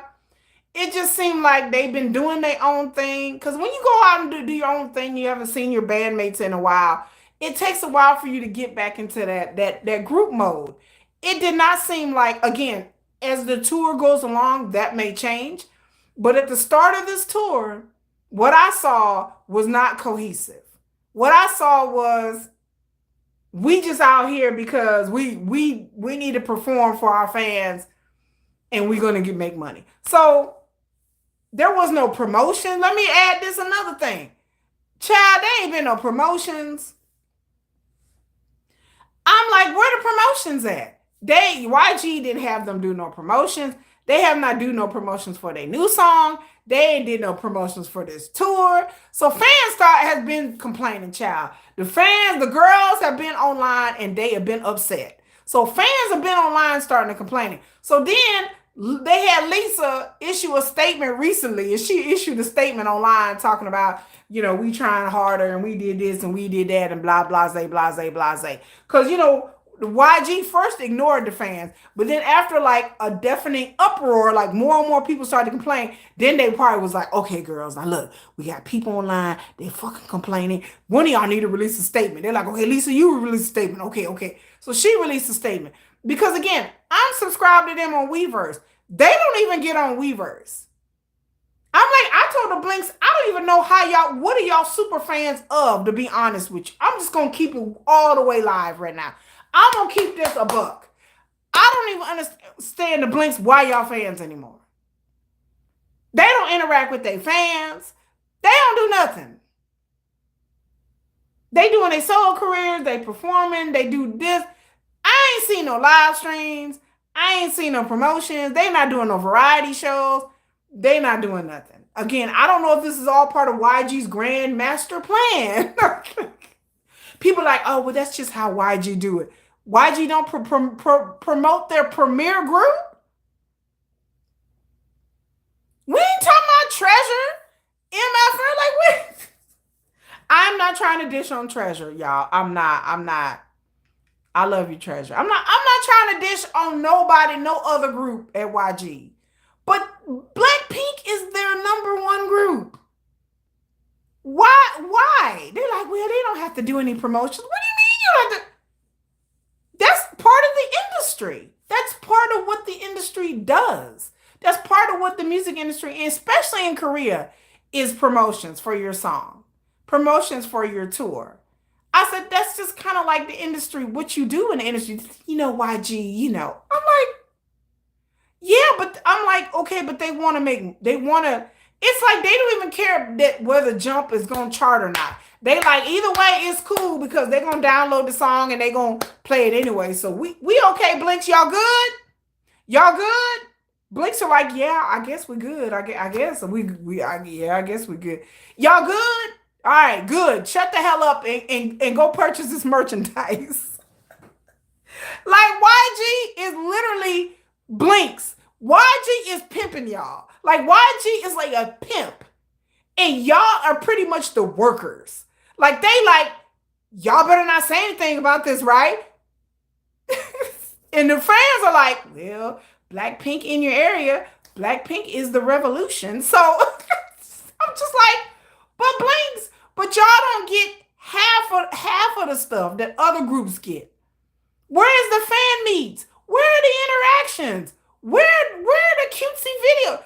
Blackpink fans is like literally living on a fan deficit. Like they will take any little crumbs you throw at them. They like, here, take this crumb, and they be like, thank you, yes please, please more. Can I have another? Like Blackpink fans will take anything, in the littlest bit of.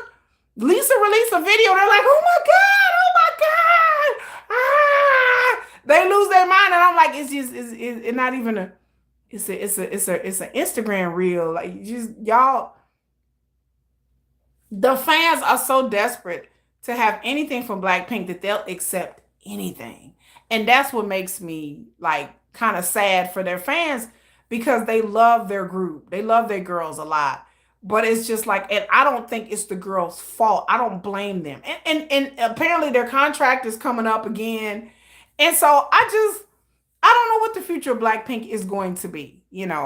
I don't know what the future of Blackpink is going to be. I don't know what's going to happen with Blackpink, but I just like Blackpink fans, y'all being pimped.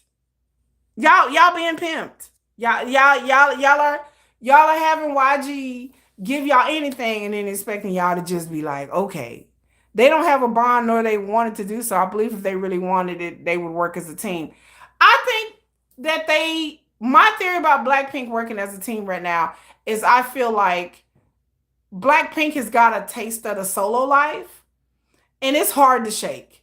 And from what I've known, even with BTS, I have to say that BTS has gotten a taste. Like once you have a lot of success in a solo way, it's kind of hard to come back together. It's very difficult to go out and be successful solo and then come together back as a group because you're used to doing your own thing. And Blackpink have been away from each other for a long time. Y'all, they've been away from each other. Like if you really think like how long has it been since they performed together? I think you were saying it's been like 3 years. So that's a long time since your tour, since you've really been together. And I think that Blackpink don't really F with each other like people think that they do. And I think that's true for every group. But they weren't on military hiatus. They didn't go to the military anywhere. None of that happened. At least BTS has an excuse. A lot of the male groups have an excuse because they go on hiatus because of military. But Blackpink, there's no reason why they should have went on hiatus. And I think that their solo careers were forced into that position because YG wasn't releasing music. They weren't doing anything with them. And they understand that in order for them to stay relevant, you have to be producing, you have to have music. You can't just be on the cover of magazines and being on billboards and being on Instagram, doing cutesy stuff there and still be relevant. You have to be making music. You have to be performing live. That is where you make the money. That's how you stay relevant. And them being put on a shelf as a group, at this point, any company would love to have Blackpink and could do so much more with them than YG. And I think that YG is just like, I don't know.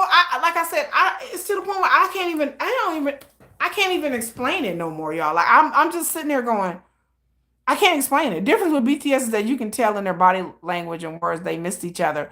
They said no more solos and they were going to do a group album. Yeah, you can tell that they missed each other. But I think Blackpink, I think they like their solos. That's the difference between Blackpink like their solos. They like their solos. So there you go. I think they had success. I think that they had different degrees of success. Like Jisoo was very popular in Korea. Rose, I think that Blackpink did solos and didn't expect to blow up like they did. But it's subjective. Like when I talk about Blackpink solos, their solos charted, but the proof is in the numbers. And they charted, but Tinashe said hi. Hi, Tinashe. Blackpink charted, but it wasn't, they had different like I said, like that's a whole nother conversation about what their solos did and how they solos did, because we have to look at the charts. People can spin any kind of narrative and weave whatever they want to weave, but I have to look at the charts. Like I want to know, what did they chart it at? What revenue did they bring in? Because again, they didn't tour. So it's not like I can really tell like how successful their solo projects really were, because it's not like they went on a tour. It's not like they went out and performed live at clubs or venues, because again, I'm about numbers. Anybody can get online and spin a narrative and say, oh, Blackpink were so successful and blah, blah, blah. Yeah, the fans are going to say that. YG's going to say that. Blackpink members themselves are going to say that. The proof is always in the money. Y'all know I'm always saying, show me the money. I'm always like, show me the money. Let me see. I don't care about the charts. Show me how much money you brought in. Album sales is download sales on Spotify or whatever is not a true indicator of anything because they don't make a lot of money off of that. They make money off of merchandise. They make money off of going on tours and performing lives and live venues.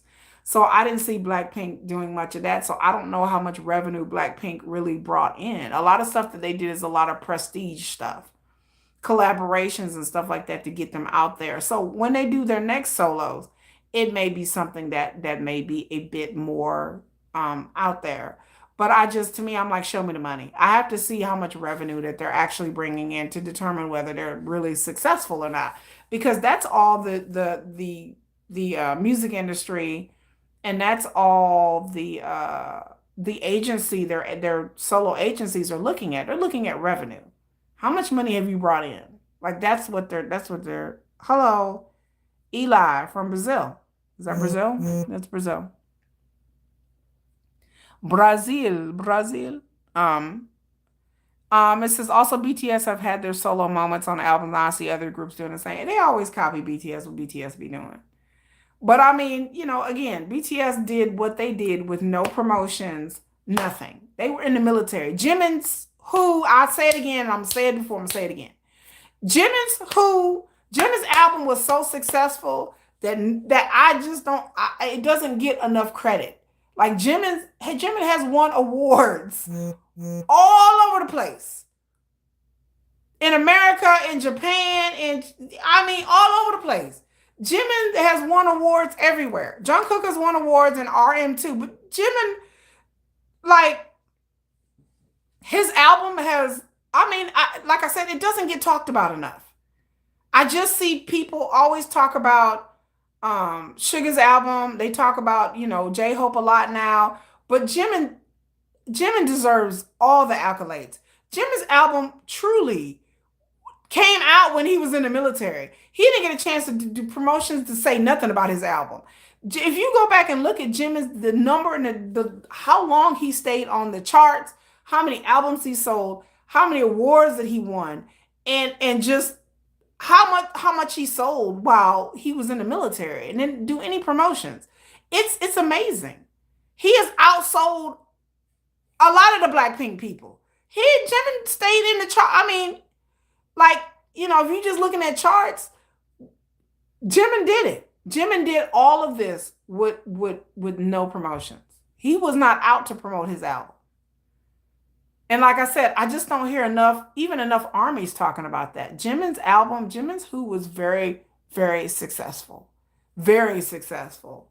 And I always big up Jimin because, like I said, if you just go online on Wikipedia and just look at all the things that album achieved, it's mind-blowing. It's staggering that people don't talk about it more. It's staggering. If I was Jimin, I'd be reminding people every day. I'd be holding up all my awards. Be like, look, bitch, look at all my awards. Here's my American Music Awards. Here's my Japan Award. Here's my Mnet Award. Here, you want to see an award? I got an award in China. I got an award for every continent, damn it. Here's all my awards. I mean, he was on the UK charts. He was on the American chart. Like, Jimin was literally everywhere. Like, that Jimin Who was everywhere.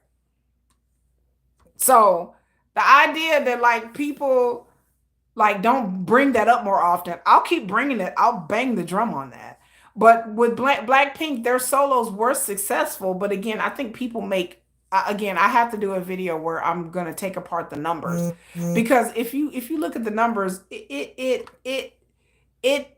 did well. Their albums and their solos did well, but not like I think.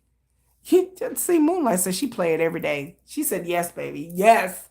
That Jimin don't get enough props than what he get. But Jimin was killing them. Like Jimin, like Rosé's Opta was Opta.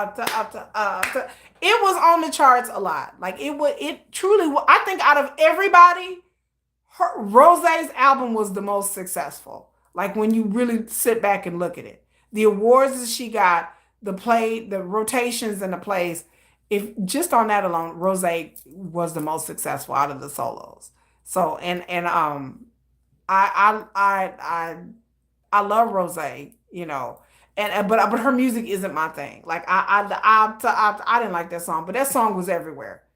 Again, I heard Lisa's songs, I heard Jenny's songs. I didn't hear them everywhere. Like don't you, like my kids know that song. My kids' friends know that song. It was everywhere. So Rose, yes, she's pretty popular. Her song was very popular. Her song was globally popular and give big props to her. But as it stands in Blackpink right now, I mean, y'all ask me, I don't know. They did YG talking about they ain't coming out with an album. My mouth dropped. I'm like, YG just came out and said, oh, they're gonna release a song during tour, and that's that jump song. Maybe YG will come back and say something different. Stay tuned. But for what I know, YG has not said anything about a Blackpink album or anything hinting towards a Blackpink album. Why? Like, I mean, even BTS did a live stream and talk about that spring. So we're all waiting for spring. Like this whole thing, like I said, it's their career and whatever they want to do. It doesn't make me upset, but it just confuses me. And it just, like, my mind is blown. Like, my mind is seriously blown. Like, I just think to myself, if I had a group like that, all the things I would be having them doing. Again, I just feel like this whole deadline tour, I think I was like, shit, they named it deadline for a reason because YG was on a deadline because YG was like, payroll is due and we got a deadline. And that's why it was called the deadline tour. YG is like, rent is due and payroll is due. That's why it was called deadline. The deadline is our bills is due. So we need you ladies to go out there and get on this tour because we got a deadline, because we got payroll is due.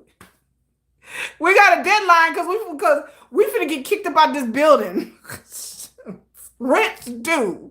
That's why it was called deadline, because rent is due. Okay? I need you to go out there and I need you to make this money, honey. Get this bread, I said. Like, that's why it was called the deadline tour. Because YG is like, creditors giving us a deadline. I need you to get out there, ladies. Because that's how I joke, but that's kind of how the feeling was to me. You know, it's like they were a deadline because they needed money. I just feel like this whole tour, and like I said, I will go back and revisit it.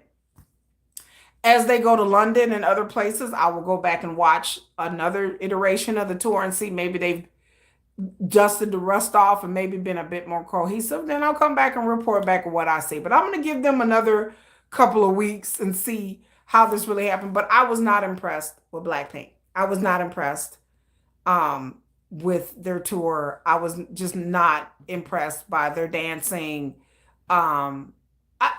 Another thing that really annoyed me is the way they were on stage. Okay. Like, I'm like, who gave the stage directions? Like, you know, every time an artist does a tour, they have like stage managers and a director. I was like, who is the stage manager director? Because whoever the hell stage management and direction they got, that person did not do a good job to me. Because there were some times where they were on the stage and their back was facing the audience. You're never supposed to do that on stage.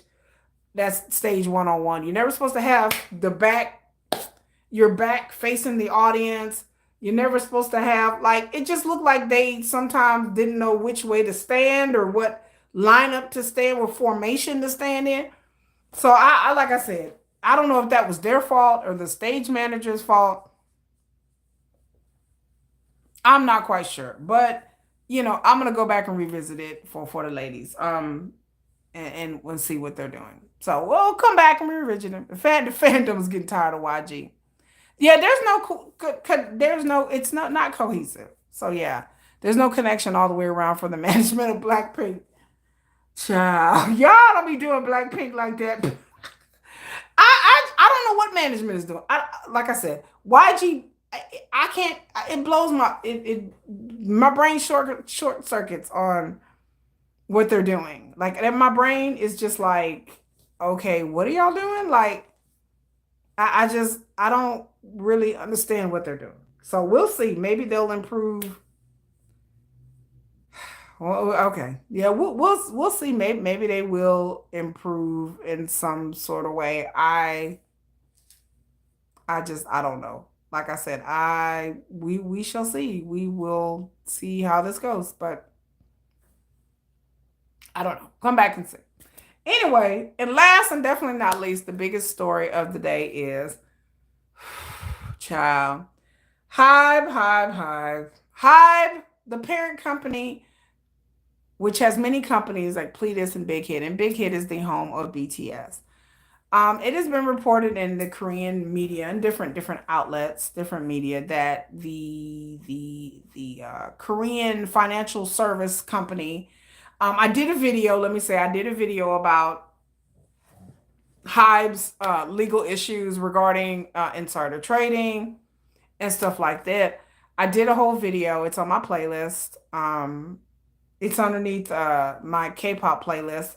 I did a video. This was like a month and a half ago where I talked about the big story that had hit at that particular time about Bang PD, who is the creator of Big Hit, the CEO of HYBE, the founder of BTS. He's been in the business in the industry a very long time, even going all the way back to his dealings with JYP. And I keep telling y'all I'm gonna do that video about Bang PD. But again, like I have a whole list of videos that I need to do things about. I'm writing a whole list to keep up with the things I'm like, but I promise y'all, I'm gonna do a YG, I'm gonna do a video about all three YG, SM, JYP. I'm gonna do a video about Bang PD. I'm gonna do a video about the K-pop reality shows. And right now I'm working on a video about JK. But it's taking me a long time because I had a problem with my Wi-Fi. So I need Wi-Fi to edit and do videos because I need Wi-Fi. And so we've had outages here in Texas. I've had outages with my Wi-Fi, no fault of my own. The weather, if you guys not know about the Texas flooding and the things that have happened here, it flooded very far away from me, but apparently, like because of the weather, we've had storms here. My Wi-Fi has inadvertently been in and out, in and out, and so I need Wi-Fi in order to edit my video. So that's make a long story short. And I have not, and we've had outages, like half a day outages, and then I also need Wi-Fi to work. I work from home. So when I don't have any Wi-Fi, I don't have no internet. So it has been pretty rough this week because we've had 3 outages. And so I've been kind of behind on my videos. Like I can do shorts, but I can't do long form videos without Wi-Fi. So that's why. But I have put out the videos that I've already done ahead of time. And so stay tuned. But I plan to do a whole list of bevy of videos where I'm talking about the history of Bang PD. And it's very interesting. It's very, very interesting. And I admire, let me just say, I admire, my disclaimer here. I admire HYBE, I admire Big Hit. I admire a lot of these companies. And I admire Bang PD for doing something that a lot of people could not. There are a lot of small little companies in the K-pop industry back in the day and even right now that are no longer around. And there are new K-pop companies cropping up, especially in the past 5 to 10 years, all the time. And some of them are very successful. Some of them are not successful. Some of them just die a slow and painful death because they never have a hit group or anything. So Bang PD was, I wouldn't say fortunate. He worked hard to make BTS what they are today. And of course, BTS had the talent to do that. But but HYBE Corporation went public, and there has been some allegations of insider trading. And now it's come up that they said that like the agency that oversees like stock options and insider trading, whatever and stuff like that, or recommend Bang PD be investigated for prosecution. So that's the latest thing now. So yes, they trying to hem my boy up now. Some content creators online are trying to say that the media is making this bigger than what it is. Yes, it's Korean media. Yes, Korean media. I feel like they hate HYBE and they hate Bang PD, and there's a whole host of reasons for that, but I won't get into it. But there's a whole backstory behind the Korean media and HYBE and Bang PD and BTS that I might make that video, but that video may be inflammatory. I'm coming up on my channel where I can do memberships. That may be something I have to talk about in a membership. Because again, there are things that I would like to talk about on this channel, but I cannot talk about because it might get me in trouble. So maybe get me in trouble, not with YouTube, but just people who don't have bought a membership may listen to it and get offended, and it just and I don't want that headache. So if I ever start doing channel memberships, one of the things I will talk about is the media and SM and things that people have been saying for a long time. But the media kind of, yeah, they kind of go after. So they write these inflammatory pieces about Bang PD, BTS, and anybody all the time. So apparently the twist is, South Korea elected a new president. And apparently, this new president is really going after financial corruption. Apparently, that's his thing. He ran on this like platform, many different things. But one of the things that he ran on is about cracking down on insider trading and securities exchange, like illegal stuff like that. And so apparently, from what I heard or what they saying in the Korean streets, y'all didn't hear, y'all didn't hear it from me, but allegedly, uh, either Bang PD once again. Look, I don't know who this man pissed off, but apparently he's pissed off some high level people. And I've said this before, but apparently the president don't like Bang PD, whatever reason it is. Or maybe it's not just him. Maybe that's a strong statement. Maybe he just trying to go after these K-pop CEOs who have made a lot of money on making their company go public and then turn around and buying up all the stock and then selling it all.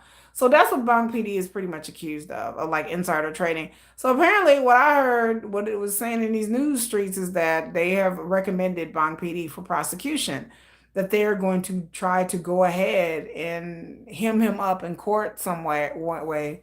The Mini Jin revenge. Mini Jin must got some power, baby. Maybe that shaman was right.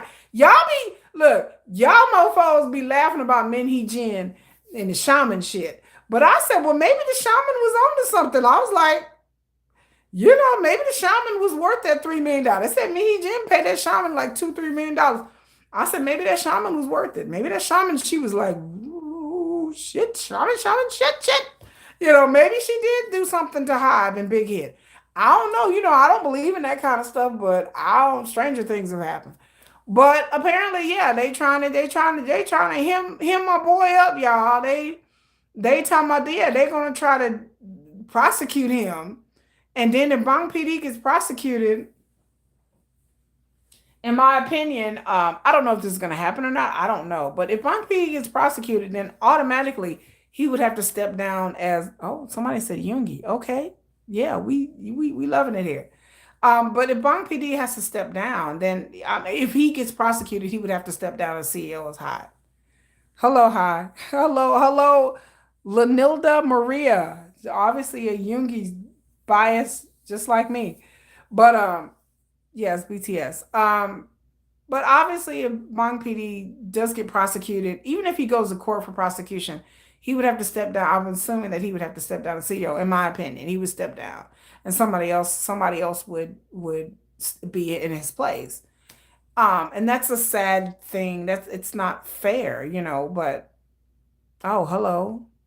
Oh, you speaking in Korean, baby. Well, let me say my Korean. Annyeong 안녕하세요. All right, Korean. Annyeong 안녕하세요. You well, I forgot the other word. Yo Linnea. Annyeong 안녕하세요. Okay, anyway, I'm thinking too hard tonight. My bias is sugar. My bias is sugar. Min Yoongi is my ult. He's my ultimate bias. But I just feel that like Bang PD, like, is it kind of a witch hunt? Yes. Do I feel like he'd be prosecuted? No. But then again, in South Korea, I find that anything is possible in South Korea when it comes to financial stuff. Because again, you can be a whole ass essayist and you'll get 3 years, but you supposedly allegedly do some insider trading, and they be trying to lock poor Bang PD up in prison for about 8 to 10. He be doing an 8 to 10 bid. He be in there wearing his little prison outfit and everything. Be up there singing and shuffling. Like I'm like, don't do Bang PD that way. Like I said, do I think he's gonna get prosecuted? No. Do I think this is gonna hurt his reputation, hurt the business? Yes. Will it drive down the stock? Yeah, it has. Anytime anything that happens with HYBE as a corporation, it drives down the stock. Will it make BTS look bad? Probably. I mean, it's not their fault. They don't have any control of what happens at HYBE and Bang PD's doing. Will it affect BTS's money? Now, that's another question. Like that is a concern. I mean, we don't know what BTS stock options. I'm sure they have stock options in Hive and all that kind of stuff. And I'm sure they own like there's been a lot of speculation about what BTS connection is with Hive and Big Hit and how much they own and how much, and we really don't know. Do they own part of the company? I'm pretty sure that BTS owns part of Hive and stock and a big stake in Big Hit. I'm sure they offered them stock options. Look, if they offered Min Hee-jin stock options, I'm sure damn BTS got stock options. Do I like Twice? No, I don't like girl groups. Girl groups is not my thing. So I feel like, yeah, that they own stock a lot and maybe are shareholders in the company because that would just be logical. So anything that happens with the company affects them. Even like I said, RM came home from the military and said the things that were happening in the company affected him. That it affected his mental health. That he was stuck in the military, couldn't do anything about it. But they know what's going on. And again, I said it before in my live streams before. We only see what the media is reporting. We only see the surface. We don't know what goes on behind closed doors, like business wise in Hive and Big Hit, unless you work there. I don't work there. Do you work there? I don't. So we can only speculate about but I can only speculate about if these things are going on and it gets out in the media, then behind closed doors, there might be a bunch of things happening that we may not see. I'm sure there's a bunch of things happening that we don't see. People may be fired, things may be shuffling. Again, going back all the way to 2021, there are three people who were caught doing insider trading because they knew BTS was going to go on hiatus. They knew when they were going to go into the military because they worked with Big Hit and they worked with BTS. So they sold a bunch of stock because they knew that the moment BTS announced that they were going to go into the military, the stock would drop. So that's illegal. It's they call insider trading. So three employees are being indicted for that. Then there was another employee a couple of months ago that apparently did some kind of stock shuffling or everything because he worked there. So he started selling his stock because he knew certain things were going on behind the scenes. And that too is illegal. So that person is being investigated and indicted. So there's been a lot of people that, not a lot, but various people that work at Hive that's been indicted and stuff like that. And I'm not saying this doesn't happen to other companies, it does. But it just seems like to me, again, I hate to fall into conspiracy. Y'all know I hate conspiracy theories. I don't like conspiracy theories, even though sometimes they may be true. I just find it odd because there are people who've done similar things in YG and SM. Let me say it again for the people in the back. There have been people who have done similar things in YG and SM. Allegedly. Okay? Allegedly. I'll just leave it there. But it's just odd to me that when people get fired because they have stolen money, gotten into people's accounts, hypothetically speaking, let's just say that hypothetically this has happened in other companies. It's just weird to me that it doesn't make news. But anything that happens at Hive, you have an employee that will sneeze wrong, and all suddenly it's like, oh my God, this person's embezzling money. This person's doing this. And I'm just like, why does it make news if it's Hive? Because I'm like, these kind of things happen at every company. I'm gonna be honest with you. Happens at every company. American, South Korean, they employees have embezzled money in other companies in South Korea and K-pop. Their employees have been just quickly fired. Quickly fired. Because they've caught doing something funny things with the books. So don't think it's just Hive and Big Hit that people are like online like, well, Hive, they're just corrupt. And I'm like, when you're dealing with people and you're dealing with lots of money and you're dealing with a large corporation, any large corporation, there are going to be people who are going to do unscrupulous things. That's just the nature of a corporation. You try to put security things and parameters in place to catch these people quickly or to deter it. That's the only thing you can do as a company. Catch or deter, or both.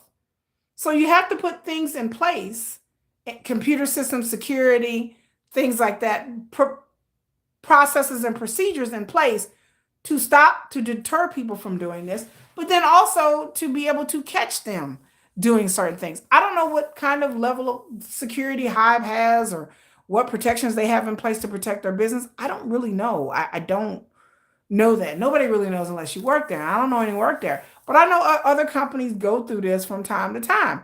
But HYBE and Big Hit has been around long enough that you would think that they would have things put in place to stop people from embezzling money in insider trading. But again, insider trading really doesn't, it's something that really can't really be checked or stopped, really. And to be honest with you, if somebody goes off and sells a whole bunch of shares and stocks, that's their personal stocks and shares. But either way, it's illegal. But what I'm saying is that these things happen in corporations around the world. Even worse, there are people who have taken company credit cards and bought furniture for their family, had a side piece. They out there paying for hookers with their corporate credit card. They're over there charging personal expenses on their corporate credit card. Like, people have done things in corporations when they have access to money beyond just stock options. It's happened. It's happened at 3 or 4 companies I've worked for, major, large companies. One company in particular, I used to work for a global company that everybody listening to this video has heard of. It's a global company. It's one of the largest companies on the planet. And there was an executive that was taking his credit card, and he was buying trips for his wife, going to strip clubs and all kinds of stuff. So what happens? Jimin being sexy in glasses and Oprah JK. Oh Lord, I gotta hurry up and get off this live stream because I heard BTS was live. But anyway, so things like this happen. Again, we'll see what's going to happen with Bang PD and where this actually goes. I don't know if this is just the Korean media just hyping things up because they always want to hype things up when it comes to BTS or Bang PD. So we shall see. But I just find it odd that things happen in corporations all the time, but somehow with HYBE, it always leaks to the media. It always gets out in the media. It's always like a big deal. This is a big deal. But again, I don't feel like Bang PD is going to get prosecuted for anything. But that's just me. Yes, it's Jimin and JK. Jimin and his glasses. Jimin and his glasses look cute. I like Oprah Jimin. Okay, well, I definitely got. We were just talking about JK and missing him on the live stream. So I definitely got to go back and rewatch the live, y'all. But I don't know. We'll see what happens. But I just feel like I don't want this to affect BTS on a substantial level. And I just feel like, do I feel like Bang PD did some insider trading? Yeah, I think maybe he did do certain things, but he said he did everything on the up and up. But I'm not a stock person. I'm not a stock expert. But I do feel like he did something that may have not been on the up and up. Like, I don't think he crossed all of his T's and dotted all of his I's. I think that he didn't do something for them to really being investigating him and now talking about prosecution. And like I said, this just isn't a good look for BTS. This isn't a good look for the company. Period. And I feel like I need to wrap. Jennifer tells me I feel like you need to wrap this up. It's 11 p.m. Jennifer is like my mom. She like, okay, you need to wrap this up. It's 11 p.m. Okay. I do have to go to work in the morning, and I haven't eaten today. Jennifer, I haven't eaten today. I did go work out though. But yeah, I just feel like, we'll see what's going to happen with BTS, but I don't want Bang PD to be prosecuted. I don't want to be sitting behind bars. Mama Jennifer is always, other mishaps do have consequences for others. I hope it doesn't affect BTS. I hope it doesn't affect them too bad, especially the other groups. Oh, Mama Jennifer said, I feel like you really need to wrap this up. She's like, look, bitch, I need you to go ahead and wrap this up. But yeah, I just feel like, so y'all stay tuned. I mean, this has been a very interesting, wild ride with HYBE over the past year with everything that's going on. This has been very interesting. And as to how this is going to affect BTS in the future and them with the album and tour coming out, I don't know, y'all, but And then like I don't know how long BTS got left on their contract, and maybe this just kind of maybe pushes them away from Hive and not wanting to sign with them again. So I don't know what the future is going to hold when BTS is done touring and done coming out with their album and all those other things. I mean, I just like I said, in my opinion, I don't see a foreseeable future where BTS will stay together longer than like 3 or 4 years. I just don't see it. I do see BTS going their own way. As to whether they create their own company, maybe. Um, Maybe they'll do like what Blackpink did, maybe. We don't know, but I would hate to see BTS leave Big Hit because it's a company that they helped create and leave Hive, a company that they started, but they have to do what they have to do to protect their money and their legacy and their sanity. Okay. Like I said, they have to protect their own mental health, their own financial wealth, and their own business and their own business ventures, either as a group or solo. They have to do whatever they have to do. If they have to go off on their own and create their own like group, their own thing together, then they should do whatever they feel that's best for them. Um, I support it either way. I hate to see them leave Big Hit and a legacy, and maybe they can leave Big Hit but still keep their stock options and still keep their stake in the company, but just not be underneath their management anymore. And I think that Big Hit, like a lot of people dog out Big Hit about their management skills and what they did, but I think Big Hit has done a good job at managing BTS's solos and individual careers. And it's not easy, but I think for the most part that they have given BTS the freedom artistically and creatively and financially to do whatever they want to do. And that's I respect that. You know, I respect that. You've been bombarded by messages, you trying to listen. But anyway, y'all, I'm fixing to go because I'm being bombarded by messages and I need to go watch this live stream right now. I'm being told to wrap it up, that I need to go eat, and I haven't eaten today, and I need to go eat. And so, y'all, I think everybody's been here. Thank you, Moonlight. Thank you, Silva. Thank you, Miss Ace. Thank you, all the other people who've been so kind here to watch my live stream. Make sure you like, share, subscribe to my channel.